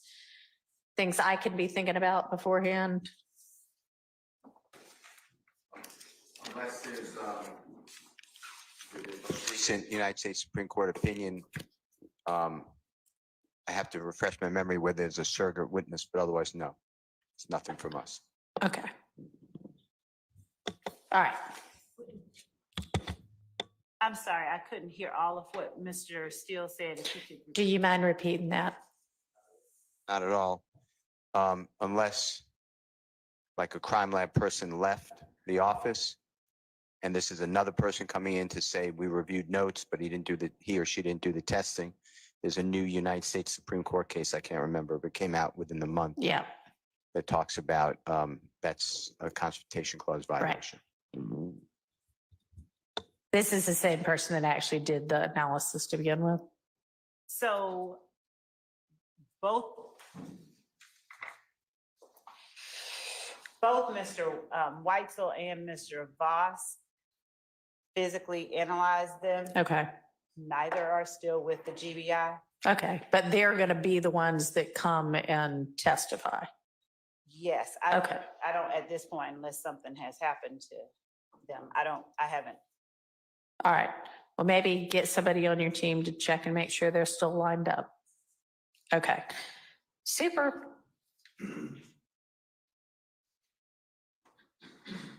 Your Honor. Yeah. As we go. No, not that. There was one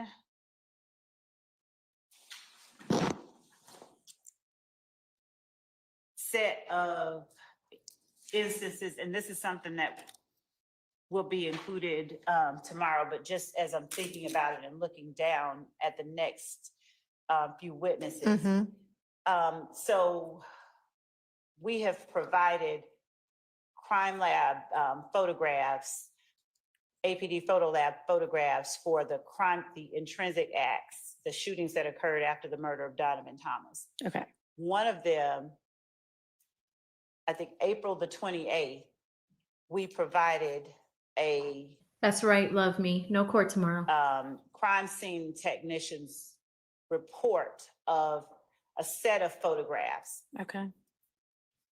The actual photographs, the lab said it could have either been affected by the hack or what.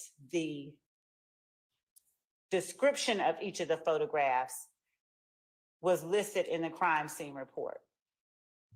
I've asked the lab, do you all have a physical copy of whatever you uploaded to your server that may have been affected by the hack? I have not received anything from them. Okay. And that's something that while I looked at it as we were sitting here, that I wanted to. Okay, and this would be photos from which crime scene? It is the one Adele Avenue, 1428 Adele Avenue. The crime scene that is 1180462, 151180462.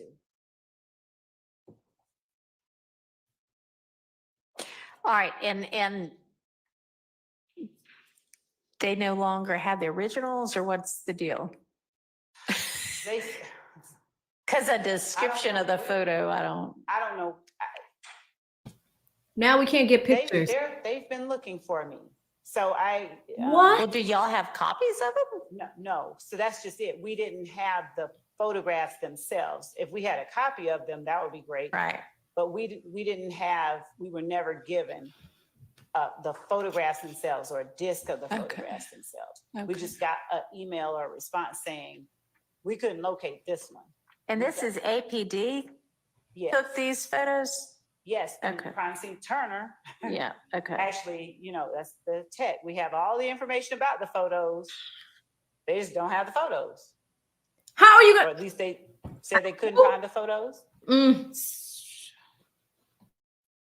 And I have someone on the inside who's trying to get the photos, looking for the photos. They have not been located. All right. That's it. So, I mean, I would think that, I don't know how well a report of what the photos show is gonna do for anybody, but what witness is this gonna be? That is, so Denise Bell. All right. The witness who was Do y'all hear this? That was the witness that, okay, so there's some photographic evidence that the Atlanta Police Department is said to have had. And like I mentioned before, guys, when you are charging people, the police it's their job to investigate and make sure that they perform a thorough investigation. And all of that evidence needs to be turned over to the prosecutors. It's almost like you have like a little box. Picture a box in your mind of files, a box of files. Every piece of evidence that they have done during the course of their investigation is going to be in little folders organized nicely in a box. And then you're going to take that box and give it to the prosecutor's office. And you're like, hey, here's your box. It's time for you to go charge these people. Take it. We're passing it to you.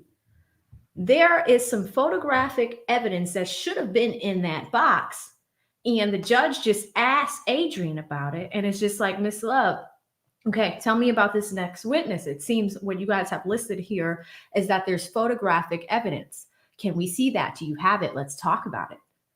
And she says, we don't have it. It hasn't been found. And then the judge is laughing. She's like, do y'all have copies?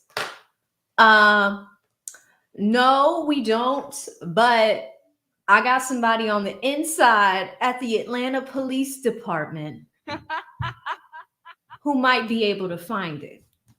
Meanwhile, these 6 men are sitting in jail every day, and y'all don't even have the evidence ready. What does this say about the Fulton? What does this say about Atlanta PD? This is kind of throwing them under the bus. Okay, so that's the person who's. Look at the judge's pen. Whenever that pen starts wiggling. Oh, right. Okay. Well, we may just have to have a description from the witness's memory as to what things look like if y'all can't find the photos. Because I mean, and you can provide the report. Like, I mean, what were you even thinking you might do instead if the photos can't be found? They have the report. We turned Right. over the report. Right. I mean, if the photo, if they just don't, I mean, you know, there are all kind of creative things that might be able to be done if this place still exists and looks the same as it did. I mean, I have no idea whether it does. If the report is descriptive enough that somebody who has artistic talent can draw out a really good diagram, that might be a solution as well. But I mean, I don't know. I doubt if just I don't know. So, okay. She's even given her a solution. All right, well. She's given her a solution. Like, this is embarrassing. And it is not funny. Some of you guys are like, this is terrible. This could be any of your family members that are on trial for something. And if you don't have the photos, then the next step would be, as you're managing the case, once you get that box and you guys start opening it up and going through the files and fact checking everything and making sure everything is correct. If you're missing photos, because if you open the folder, it's going to have a list of everything included in the folder. And if it includes photos and you don't have them, but it's a piece of evidence that you need, the judge is even telling her, okay, well, if you don't have the photos and if this piece of evidence, what is it used for? It's used for eyewitness testimony. Well, to help the eyewitness testimony, it might be useful even if you need to go hire. What do they call those people? Not calligraphers, the people that draw. You know how they draw like the bad guys, like they show us a description of, you know, they'll sit down with the witness, show us a description of the assailant or tell us about it. And they will work with the witness to draw him based off of a description. The judge is like, give us that. If you can't find the pictures, did you find a plan B? Where's the plan B? The fact that the judge is helping her this hard, but in a way, it's almost like giving rope to show that this case is just really unorganized. Tell about if I have to tomorrow. All right. Y'all are on notice of that, and to the extent you think you might use some substitute for those photos, if That's hard. those photos Thanks, Nate. cannot be found, I don't have any. you know, talk to, or what do you think? I mean, do you think you'd probably just have a witness describe it and eyewitness describe it? Yes, Okay, I can. well, I that's can. fine. All right. Get Okay. a sketch artist. So Ms. Latners is a witness that we've called and have had to call at different times regarding the 911 calls. I don't know that there are any objections to them. There have in the past been some objections to 911 calls, but To the contents of them or to them coming in at all without, to the contents of some of okay. them. We had a Apparently long so. discussion. Judge Glanville excluded part of a 911, one specific 911 call because it was not for an ongoing emergency and it identified Thank you, this- Nathan. a person, in that case, Mr. Williams, but the speaker, the caller, 911 caller was not available, so we could not confront. So it was a confrontation clause issue, is what the state's talking about. If I have the 911 call, I will look at it and make sure that there's no issues. And that's under Pitts, P-I-T-T-S versus State of Georgia. I believe it's a 2006 case. It was written, I believe, by the Honorable Justice Sears. It's cited, I know it's under old law, but it's cited in 2023 or 24. It's a great opinion, actually, by the Supreme Court of Georgia. But I think that's what Ms. Love is referring to. No, we were talking about the ones that are coming up. We're not revisiting the ones that. Right, are already- right, yeah, yeah, What I'm but saying. okay, so as to whatever other 911 calls, y'all know what other 911 calls they intend to introduce? Those are the ones that are listed on the list that the court has in front of it. Which I just have this exhibit list that doesn't have any detail. It just says 911 call. Yeah, Oh, okay. So, I don't have the okay, new list you So- shared. the 911 call and the CAD report from 151.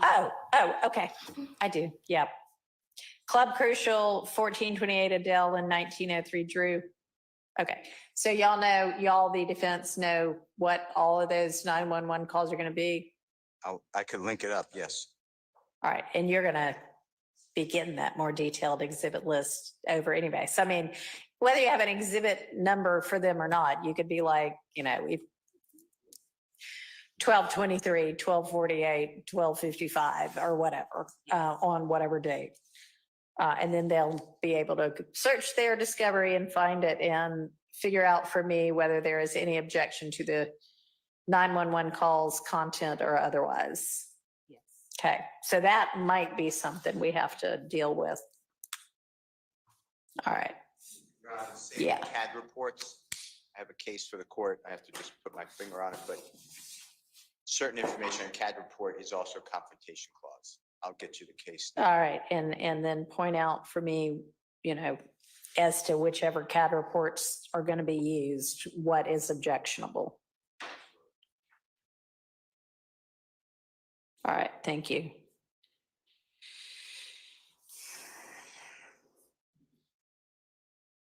Lots of exhales from the judge today. Deep exhales.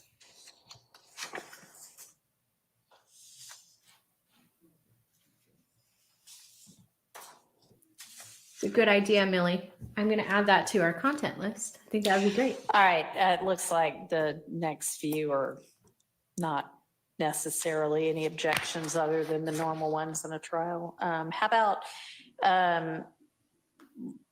is this number 26, at least on my list, Tyrone Dennis, is he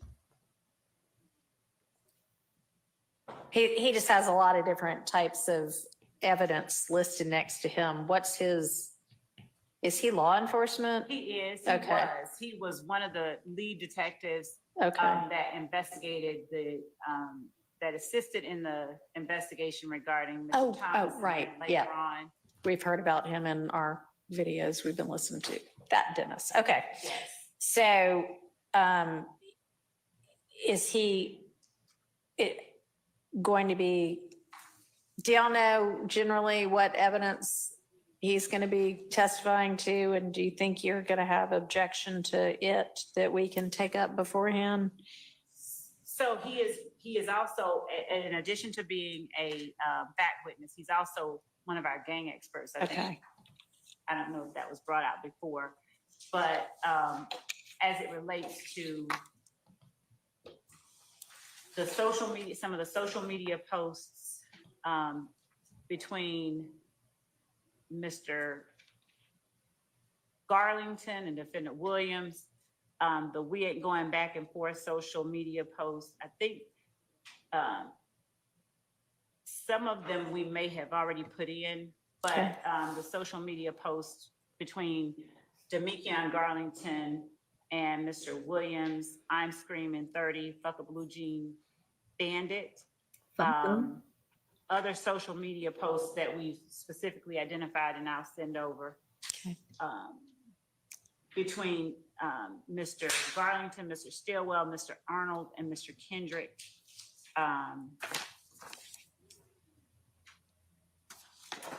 Photos of the gun recovered from by law enforcement from Mr. Kenneth Copeland that belonged to Quindarius Zachary.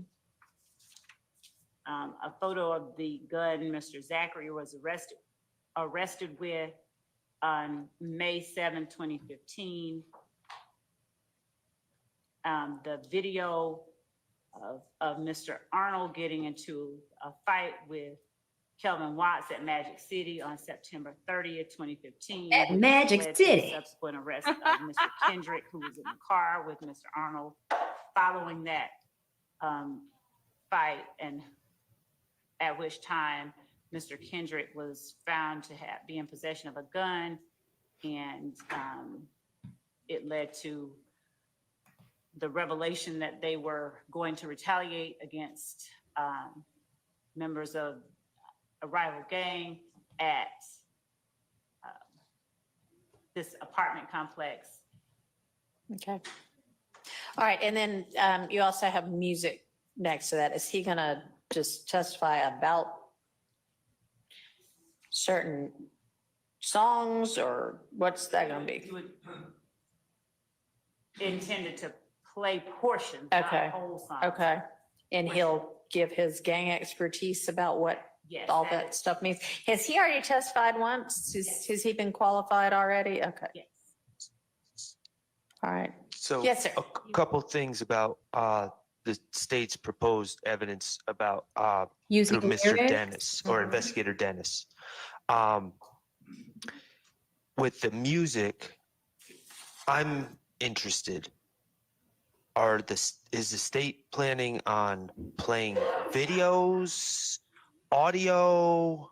How is that? Are they proposing, of course, over our objections? And Right, and a lot of that's already been ruled on. Let's find out.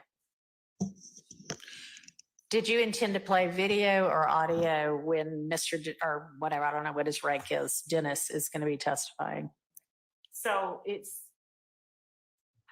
audio, and these are the overt acts that we have listed. For instance, Act 78, 60, 74, 95, 97, 103, 125, and 129.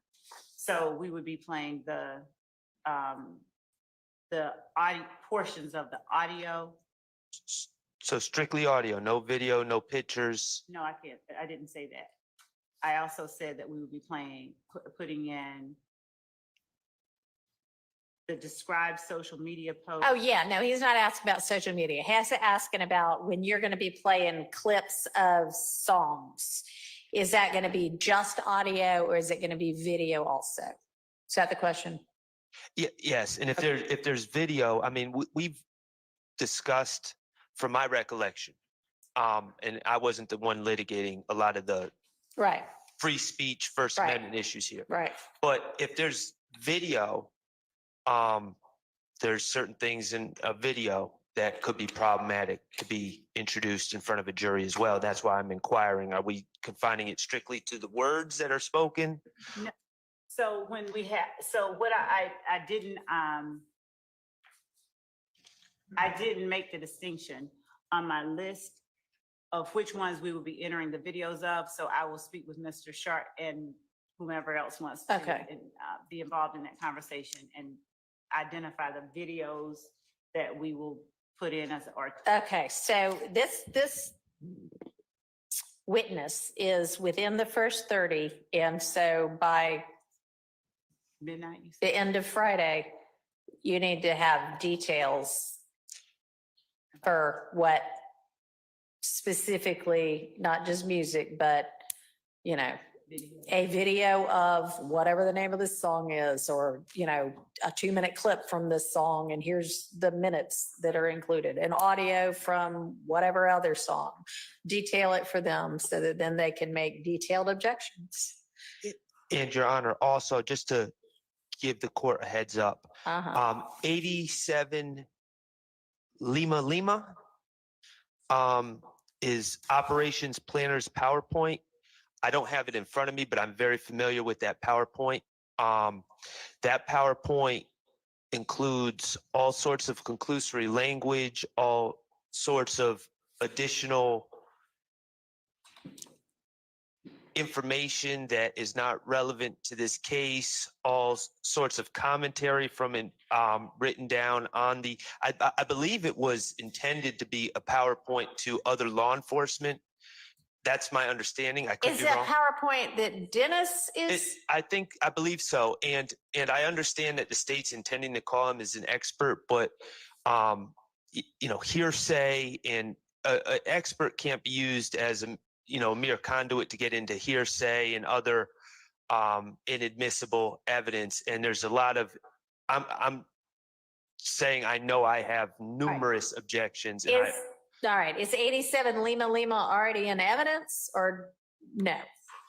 No, I don't think we've introduced it. Okay. Evidence, but they, Your Honor, when we were served with this, I'll get you the date. I filed a motion challenging the admission, and my memory is Judge Glanville said he's not letting that in and asked the state, and they said they were not using it.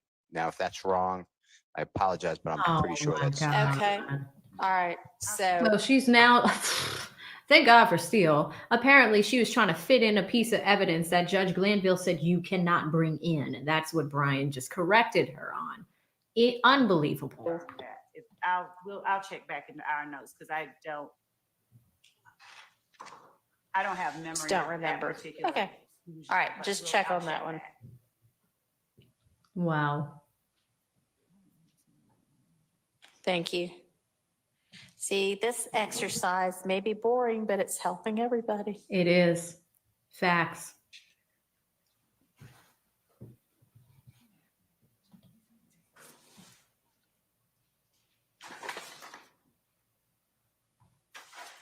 All right, and then there's Arnold, Munson, Kilgore, and Underwood would take us through 30. And it doesn't look like there's, other than maybe Arnold.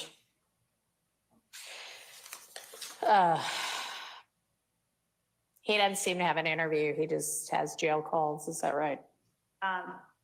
Jail calls and the plea agreement. Right. Okay. And the plea agreement would be kind of the same issues as the other plea agreement we were talking about previously? Okay. All right. And then some social media. Okay. All right. All right. So y'all get together on what I've told you to get together on. Mm-hmm. As far as I know, outstanding, waiting on an order from me are Mr. Stillwell's renewed motion for fair trial, which I'm finished but have not filed yet. Ooh. And then Mr. Kendrick's supplemented motion for mistrial, and then Mr. Williams. I don't know if it's two different ones, Mr. Steele, or just one and two amendments to the motion to disqualify the prosecutors. Is that two different things, or am I just supposed to? This is good, guys. The judge just told us she finished responding to those motions. She just needs to file them. So we may get some paperwork over the weekend. You ruled on one, because I said I would. The earlier one, but then you sent two more. Okay, I remember one, Okay. but I'm sure you're right. But I remember one about ethical concerns. All right. And as far as I am recalling, those are the only outstanding motions that need ruling from the court. Does anybody have a recollection of anything additional? No. Okay. All right. Any other matters that you need to bring to the court's attention or that we can deal with right now before we adjourn for the day? Your Honor? Yeah. Mr. Adams, Thank you, you're Karen. correct. There are two, but there's an amended additional motion that was filed on August 6th at 3:53. Yeah. And then there's an additional motion to disqualify lawyers Love and Hilton, which was filed approximately 56 minutes before that. But all I added was, all we added was a footnote. That's the only difference. Okay, there's so really basically one just supersedes the other then. So I can look at whatever the latest filed one is and Yes. that'll deal with it. That's Okay. All correct. right, thank you for that clarification. Okay, y'all have got lots to do. Yes, ma'am. Thank you for your hard work thus far. I will see everybody bright and early on Monday morning at 8 a.m. And all of the attorneys should already have orders for early entry into the courtroom. Does anybody need one? Mr. Howell, will you be with us Monday or will Mr. Weinstein be back with us? Okay, and he should have one. And our defendants are already with us, so. Yes, Maddie, wrapping up. Speak into your microphone, please. We've got an old order from Judge Glanville. I'm Okay. assuming, He's still our chief judge, and it probably, does it just say through this trial? I don't know. All right. I'll have to look. It- I'd it does imagine say those through are the still trial. Okay, in effect. all right. Okay. All right. So I will see everybody on Monday, and please do the homework that I gave you. All right, thank y'all. All right, everyone. We have made it throughout the day. Hopefully, this is not too loud. We've done it. We've done it. I am going to catch up on some super chats and catch up on some cash apps. But what did we watch in court today? This morning, if you want to catch up, I did the afternoon session, but the lead attorney and I on his side did the morning session. So if you want to catch up throughout the weekend, if you're watching this on replay, you can catch that there. I will link the card.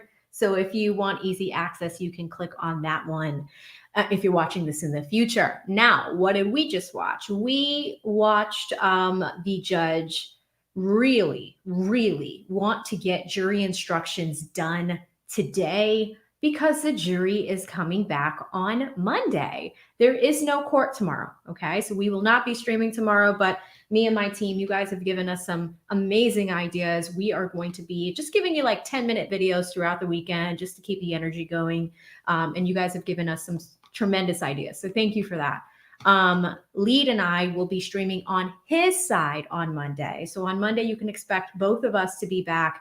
It is a big day. Not only are we going to have our jury back, we will also have little Woody back, who is taking the weekend to decide if he is going to testify. I polled you guys, 60% of you think that he will choose not to testify, and 40% of you think that he will choose to testify. So that is going to be an interesting decision that he has to take throughout the weekend, but we will see what happens on Monday.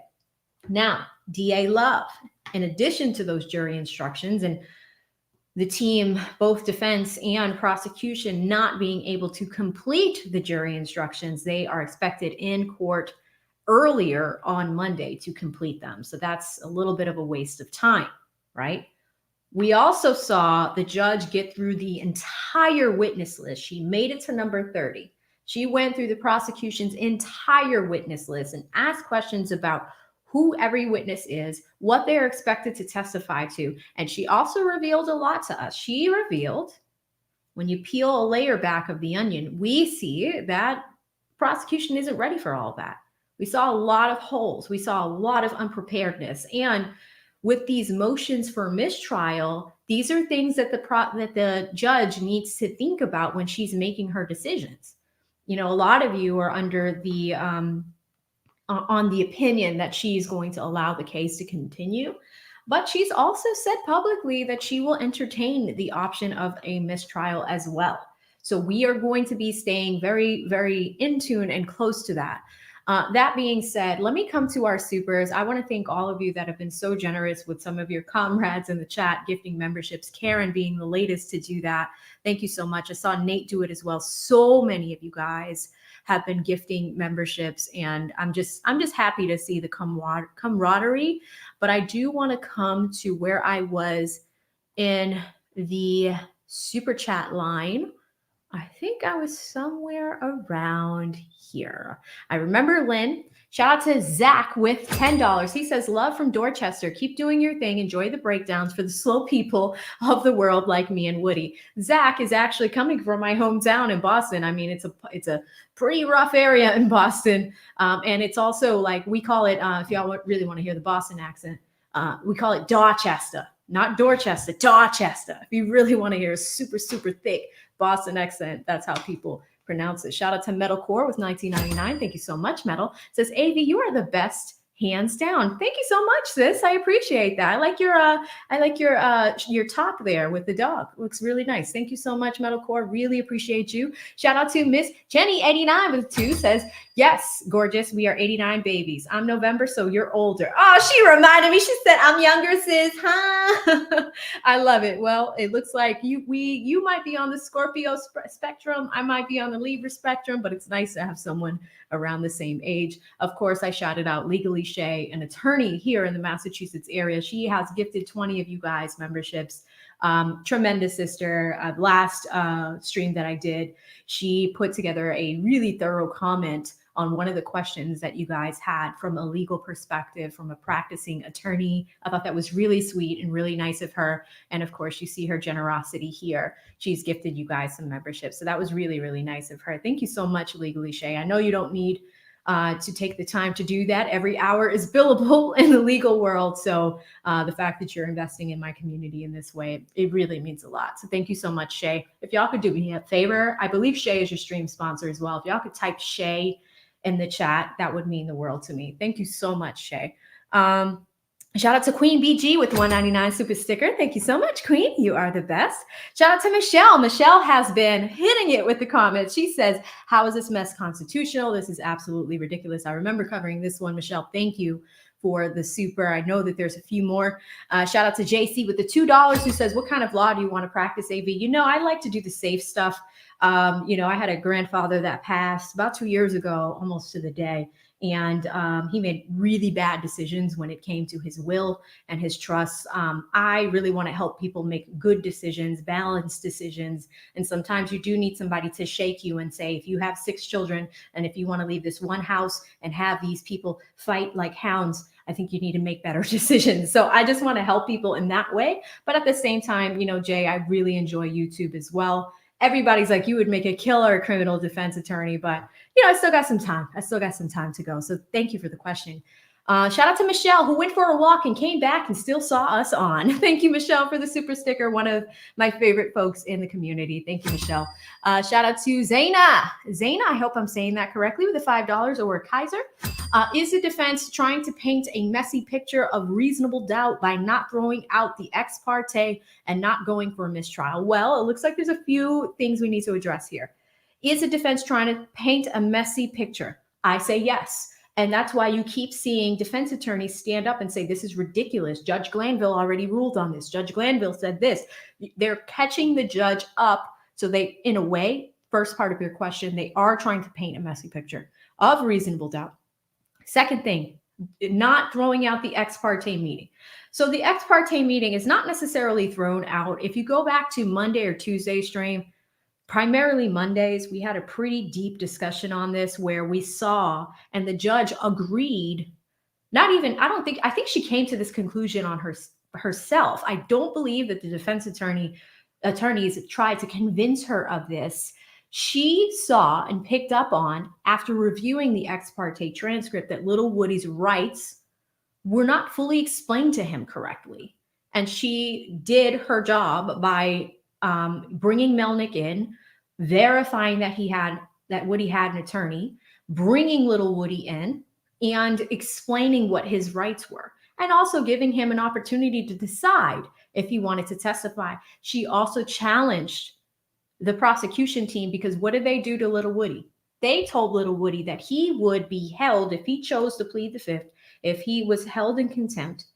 They told little Woody that he would, 1, stay in jail for the term or the duration of this trial, and with all of the other severed defendants, the people that got out of the group of those being charged for the RICO, and each of their cases as well, which is a crock of shit. It's not nice at all.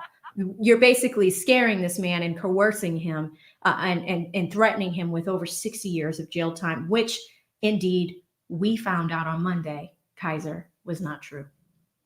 So this is a very bad week on the prosecution side.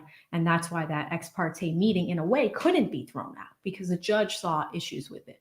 Now, motions for mistrial are still outstanding. They come in every day. I always tell you guys that. So just know that that's coming. Shout out to Miss Chenny again with D5. Says, in my opinion, Woody already purged himself. He shouldn't be forced to testify again just because the state screwed up.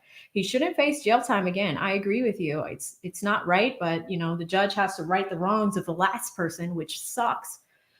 But that's where we are, unfortunately, right? Shout out to Sia. Wow, Sia Devereaux sends $49.99. Super generous of you, Sia. Thank you so much. I really appreciate that. No comment, no question, just pure love of the game.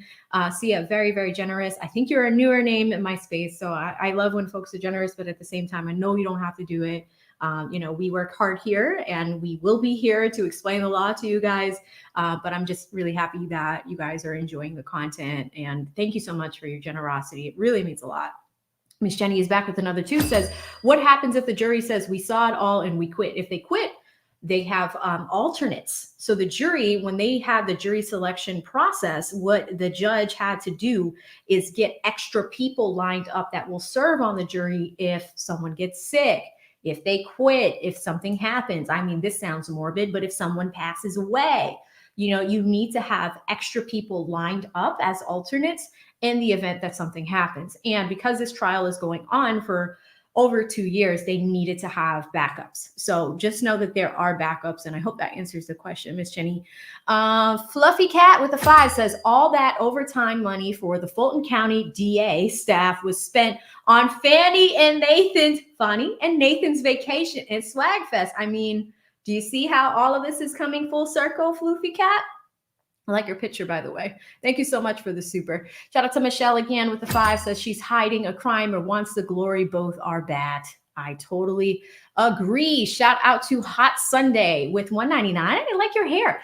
She says judge is annoyed but will rule in the state's favor. And she did. We saw that. I remember when you dropped this. We saw that. She still gave love chances. But I don't know, guys. Like, here's a theory.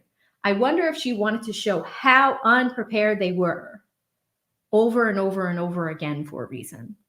Some of you guys have been saying that throughout the week, so that's going to be interesting. I did star this comment earlier. Ready Red is a paralegal, and she says when she was working for an attorney, we prepared the documents and the attorney would review it for corrections.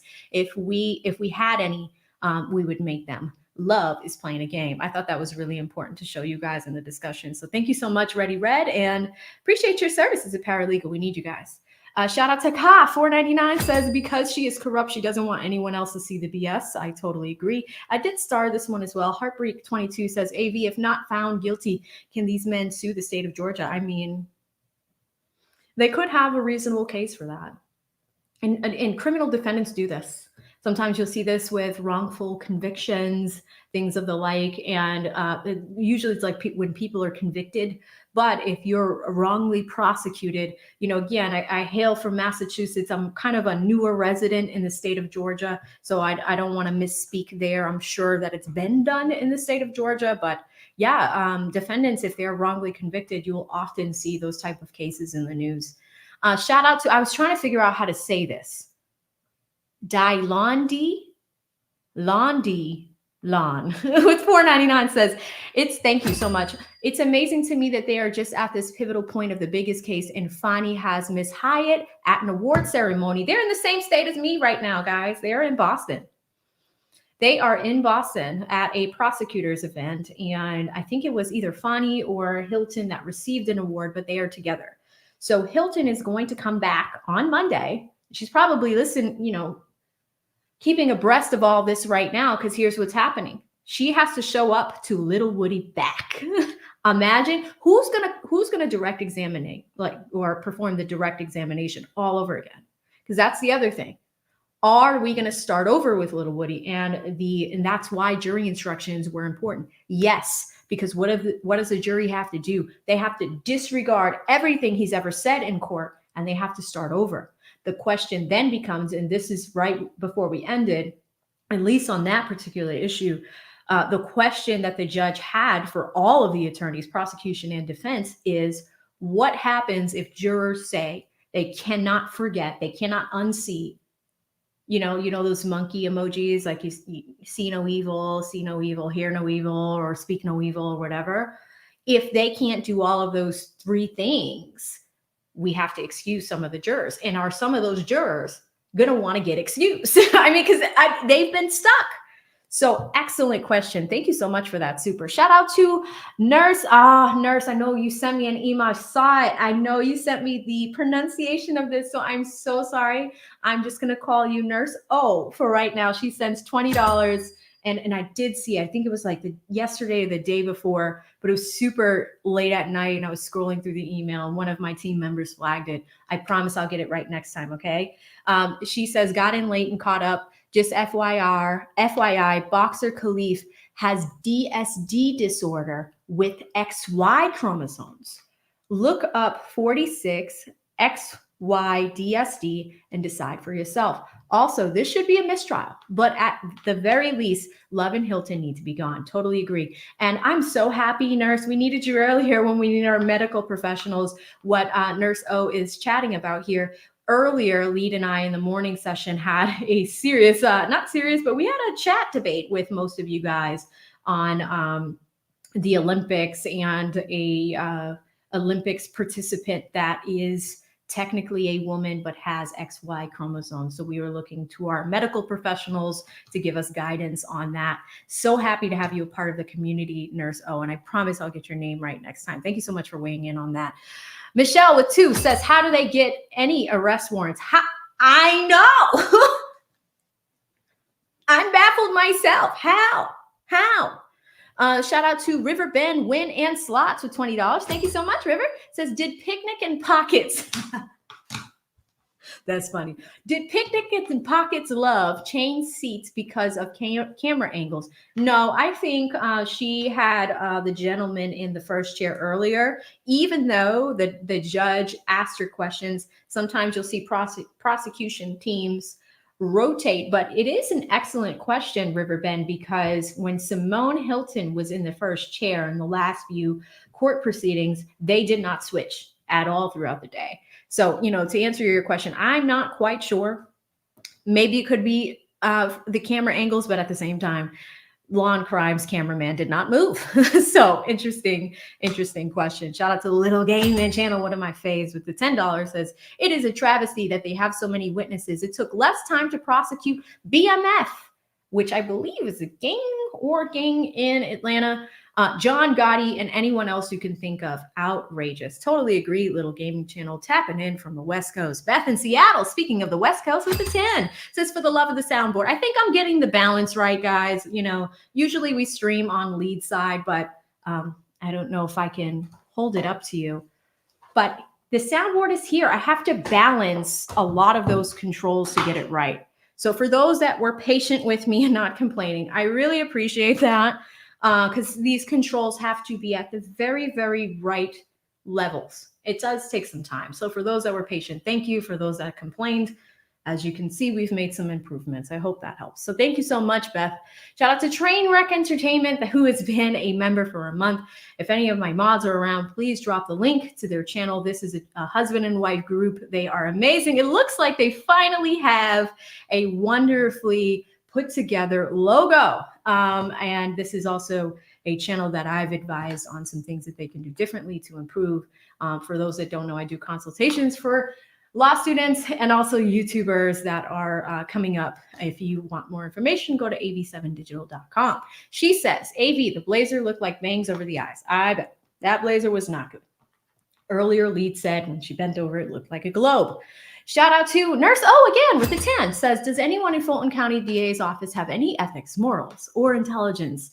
They can't possibly all be this inept, can they? Well,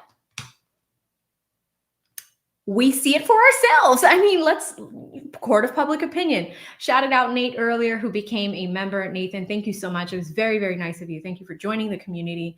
And Nathan also gifted, he gifted 10. I didn't even realize this. Nathan gifted 10 AV to the 7th Power memberships. Members, this weekend, I'm going to be polling you. I need your help with a few things, so I will be asking you some questions. Pay attention. Make sure that your notifications are on. So when I do these like behind the scenes community tab posts, I'm going to be rewarding my members for their support. And I want to start really showing you guys that your investment in this community is helping the community grow. So thank you, Nate, for investing in your comrades here, becoming a member yourself, and also gifting 10 memberships. Very sweet of you. Shout out to, he always gets me, the Mushroom Podcast at your main man Mush with $5 says, if this mistrial is called, can thugs sue the state for this incompetence? Yes, I think someone else had that question and we've addressed it. So I'm not gonna answer it again, but the short answer is yes. Buck Dollar Puro 20 says, the judge has been leading love with help too many times. She has. In fact, this entire day has been super reflective of that. After watching her last week and this week, I think today she has given her the most leeway. And for those that are watching on replay, go back. I'm going to chop it up and I'm just going to show you that segment. Just watch that segment, that portion of how many times she has either helped her or given her help. And it's like, okay, we want to be understanding that the prosecution is bringing on a bigger case, but you guys have had time. Judge Whitaker herself has given the DA's office deadlines this week that they did not meet. One of them is due tomorrow at noon, and it looks like there was an extension till 5. So interesting, Poro. Thank you so much. Shout out to IG 499 says the judge is going to deny mistrial motions and the disqualification motion tomorrow afternoon. I think Woody takes a stand on Monday. Yes, that is correct. Woody does take the stand on Monday. The judge could deny these motions. She did say that one of them, she's responded to at least Max. To Max's motion that was filed last Friday, she has a response to that. So it is likely, guys, that we will see a response within the next 24 hours. She said that she wrote it. It's complete. It just needs to be filed. So at least we'll get that one. The motions for mistrial, I don't know if she's going to attack Weinstein's yet. And if I misspoke earlier, I know that there are several motions on the table, but she did say today that Max's is complete. So we will get an answer on that one. Karen, again, thank you for gifting 5 memberships. Faith with $1.99. She sends a super sticker. Thank you, Faith. Really appreciate that one. Franklin joined as a member. He wants to be in on the group. He's like, I want to weigh in too. Thank you so much for becoming a member, Frank. CP30 AV. What do you think? Thank you for the 20. Judge Plan A. Jury poll for mistrial. Plan B, mistrial based off of defense motions. Ooh. I think it's B, if anything, because she has had all week and last week to see the shit show. She herself has been guiding love all week. So what does that mean? It means that the defense attorneys in their motions were not being untruthful about how much of a dumpster fire this has been. Now she has been able to see it for herself. So if there is a motion for mistrial or a mistrial declared, in my opinion, I really think it will be on the B side. So that's my opinion. Bridget drops $5. Thank you, Bridget. She says, all of us need to spam Judge Whitaker's email with stop playing in our damn faces with this nonsense. We need the email address, AV. I know. Yeah, taxpayers are not having it. Sia comes back again with $4.99, and guys, Sia is now your stream sponsor. If you guys can do me a huge favor and type Sia in the chat, newer name here, Sia Devereaux. She is your stream sponsor with $100. Sia, thank you. Very, very sweet of you. Let me just type this before I lose my train of thought. Sia, stream sponsor. I love acknowledging you guys when it comes to this. It really keeps me going and definitely helps us and my editing team like put together thoughtful content for you. So this always makes me feel really good when we have folks that really appreciate the content and donate. Doesn't matter what amount it is. It's what you want to do, whether it's 99 cents or $2 million. I so appreciate you guys, and my team appreciates you guys. Sia says, love to see the younger generation slaying it. I've been a lurker on yours and TLA sites. Good. Well, I'm glad that you enjoy the content, Sia. And I'm also really happy that, you know, you feel open to being on my side and saying that and participating in the chat. So thank you so much, Sia. That's very sweet of you. I so appreciate you. Nurse O is back with another 5. So it's pronounced Weezer. That's the pronunciation. I remember that. Nurse Weezer. And where is that originated from? She says, think steel magnolias. Oh, okay. Good to know. Good to know. Thank you so much, Nurse Weezer. Learn something every day. All right. Thank you guys so much for shouting out Sia. I'm going to come over to my phone now and look at the Cash Apps. There's some Zells, there's some Super Chats, all those things. I just want to make sure that I properly acknowledge all of you guys. I did get some folks that were sending me some emails as well. So we'll catch, my team and I will flag those later. Shout out to Deirdre with $1, says you're doing a great job. Thank you, Deirdre. I really appreciate you. Shout out to Nate with $10, says, hello, AV. Have a great day. Thank you so much, Nate. And there's 2 Nates. This is a different Nate. So thank you, Nate, on the Cash App side. Really appreciate you. My savvy assistant sends $5. I think you sent me something before the stream started. I did see that. Thank you so much, my savvy assistants. Beverly sends, I always do it. Mango Gelato sends me $10. Thank you. She says, you are a movie star doing a great job. Thank you, Bev. I so appreciate you. I did it again. I'm so sorry. Caroline with the 10 says, great job. Thank you, Caroline. Appreciate you, sis. E. Capone with the 3 says, you rock, AV. You're cool. Thank you. Thank you. Thank you. I love getting all this love. Gail at night send me something. She asked me a question. We did get that fixed. Thank you, Gail. She is the best moderator on YouTube ever. Gail at night is amazing. She helps me. She helps lead. She is on top of it. She helps in chats for so many channels. And, you know, it's just become a thing in our community. So can y'all type Gail in the chat? Like, Gail's amazing. She really is. Got an email from somebody else. Shout out to Anthony with $5. Says, internet slow. Can't super chat. Hi. Well, thank you for saying hi. Thank you so much, Anthony. And of course, you know, it's whatever preference you guys have. I acknowledge all these whenever I can. This is really important to me. Shout out to Will with $10. Thank you, Will. Says love not just glitching in court, in management as well. Yes. I mean, we talked about that. Like CDA love. It's not just her making things up as she goes, but the other big thing that we saw, guys, is when you have, like, if you're coming from a DA's office, many people work there. Many people sit in that courtroom all the time. If you look at even just Brian Steele's table, not only does he have Keith Adams, typically you'll see like 2 other people around him to help with legal research, to get him things that he needs immediately. That's good management. So, Will, great observation. And thank you so much for the Cash App. Shout out to King with $1. Says, love her Temu Shein outfits. Listen, King, I don't know where she gets these suits from. Ladies, we're going to start a petition to raid her closet and make it better. Make CDA's closet better. CDA loves closet better. We're going to start a petition to do that. Shout out to Sylvia or Silva.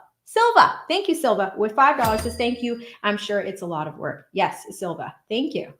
I got a Zelle from I'm just going to use the first name, Monica. Monica, thank you so much. She says, love your show. Thank you, guys. And I know I don't typically post my Zelle. Gail just sent it over. I put it in the pin at the top of this chat. In the future, Lead and I, we slipped up on that. Someone did ask us for it yesterday in his chat. So in my banner moving forward, if you're a Zelle person or a Venmo person, whatever works for you guys. And again, amounts don't matter. But, you know, we want to make it easy for you as well. She sent me $50. It's very, very sweet, Monica, very generous. And again, she said, love your show. Thank you so much, sis. I appreciate you and your investment into this channel. Last one, the King sent me $2. He says, how you grasp and dissect with pure art. I try. I totally try. We just double check the supers and make sure I'm not missing any of you guys. Want to acknowledge Dolores, who has become a YouTube member. All right, folks, listen, I'm going to get out of here. For those that have become new members, there's already a poll that I put up this morning, right? We have content that's coming. Engage with the content that way. Let us know what you want to see. We have a poll of some interesting content ideas. My editing team is going to be feverishly pushing stuff out all weekend until we get to Monday. As far as Monday, join us on the Lead Attorney side. If anything happens, make sure that you're subscribed and your notifications are on over here, because if that does not happen, of course, I will be live streaming on this side. Monday is a big day. I hope you guys have an excellent weekend. You're going to be seeing more from me and my team. We'll see you soon. Stay safe out there. See you in the next one. Bye. Oh, wait. Candy Yates. I caught it. Hey, sis, just catching up. Yes, Whitaker needed to stop playing nice. Thank you, Candy. I almost got that one. I almost missed it, but you caught me at the last second. Thank you, Candy. Huge sister to the channel. Oh, y'all don't want me to leave. Here's another one. Sassy with $5. So thank you, AV. Have a very nice weekend. You too, Sassy. All right, I'm going to go. Bye, guys. Have a good one, all right? See you soon.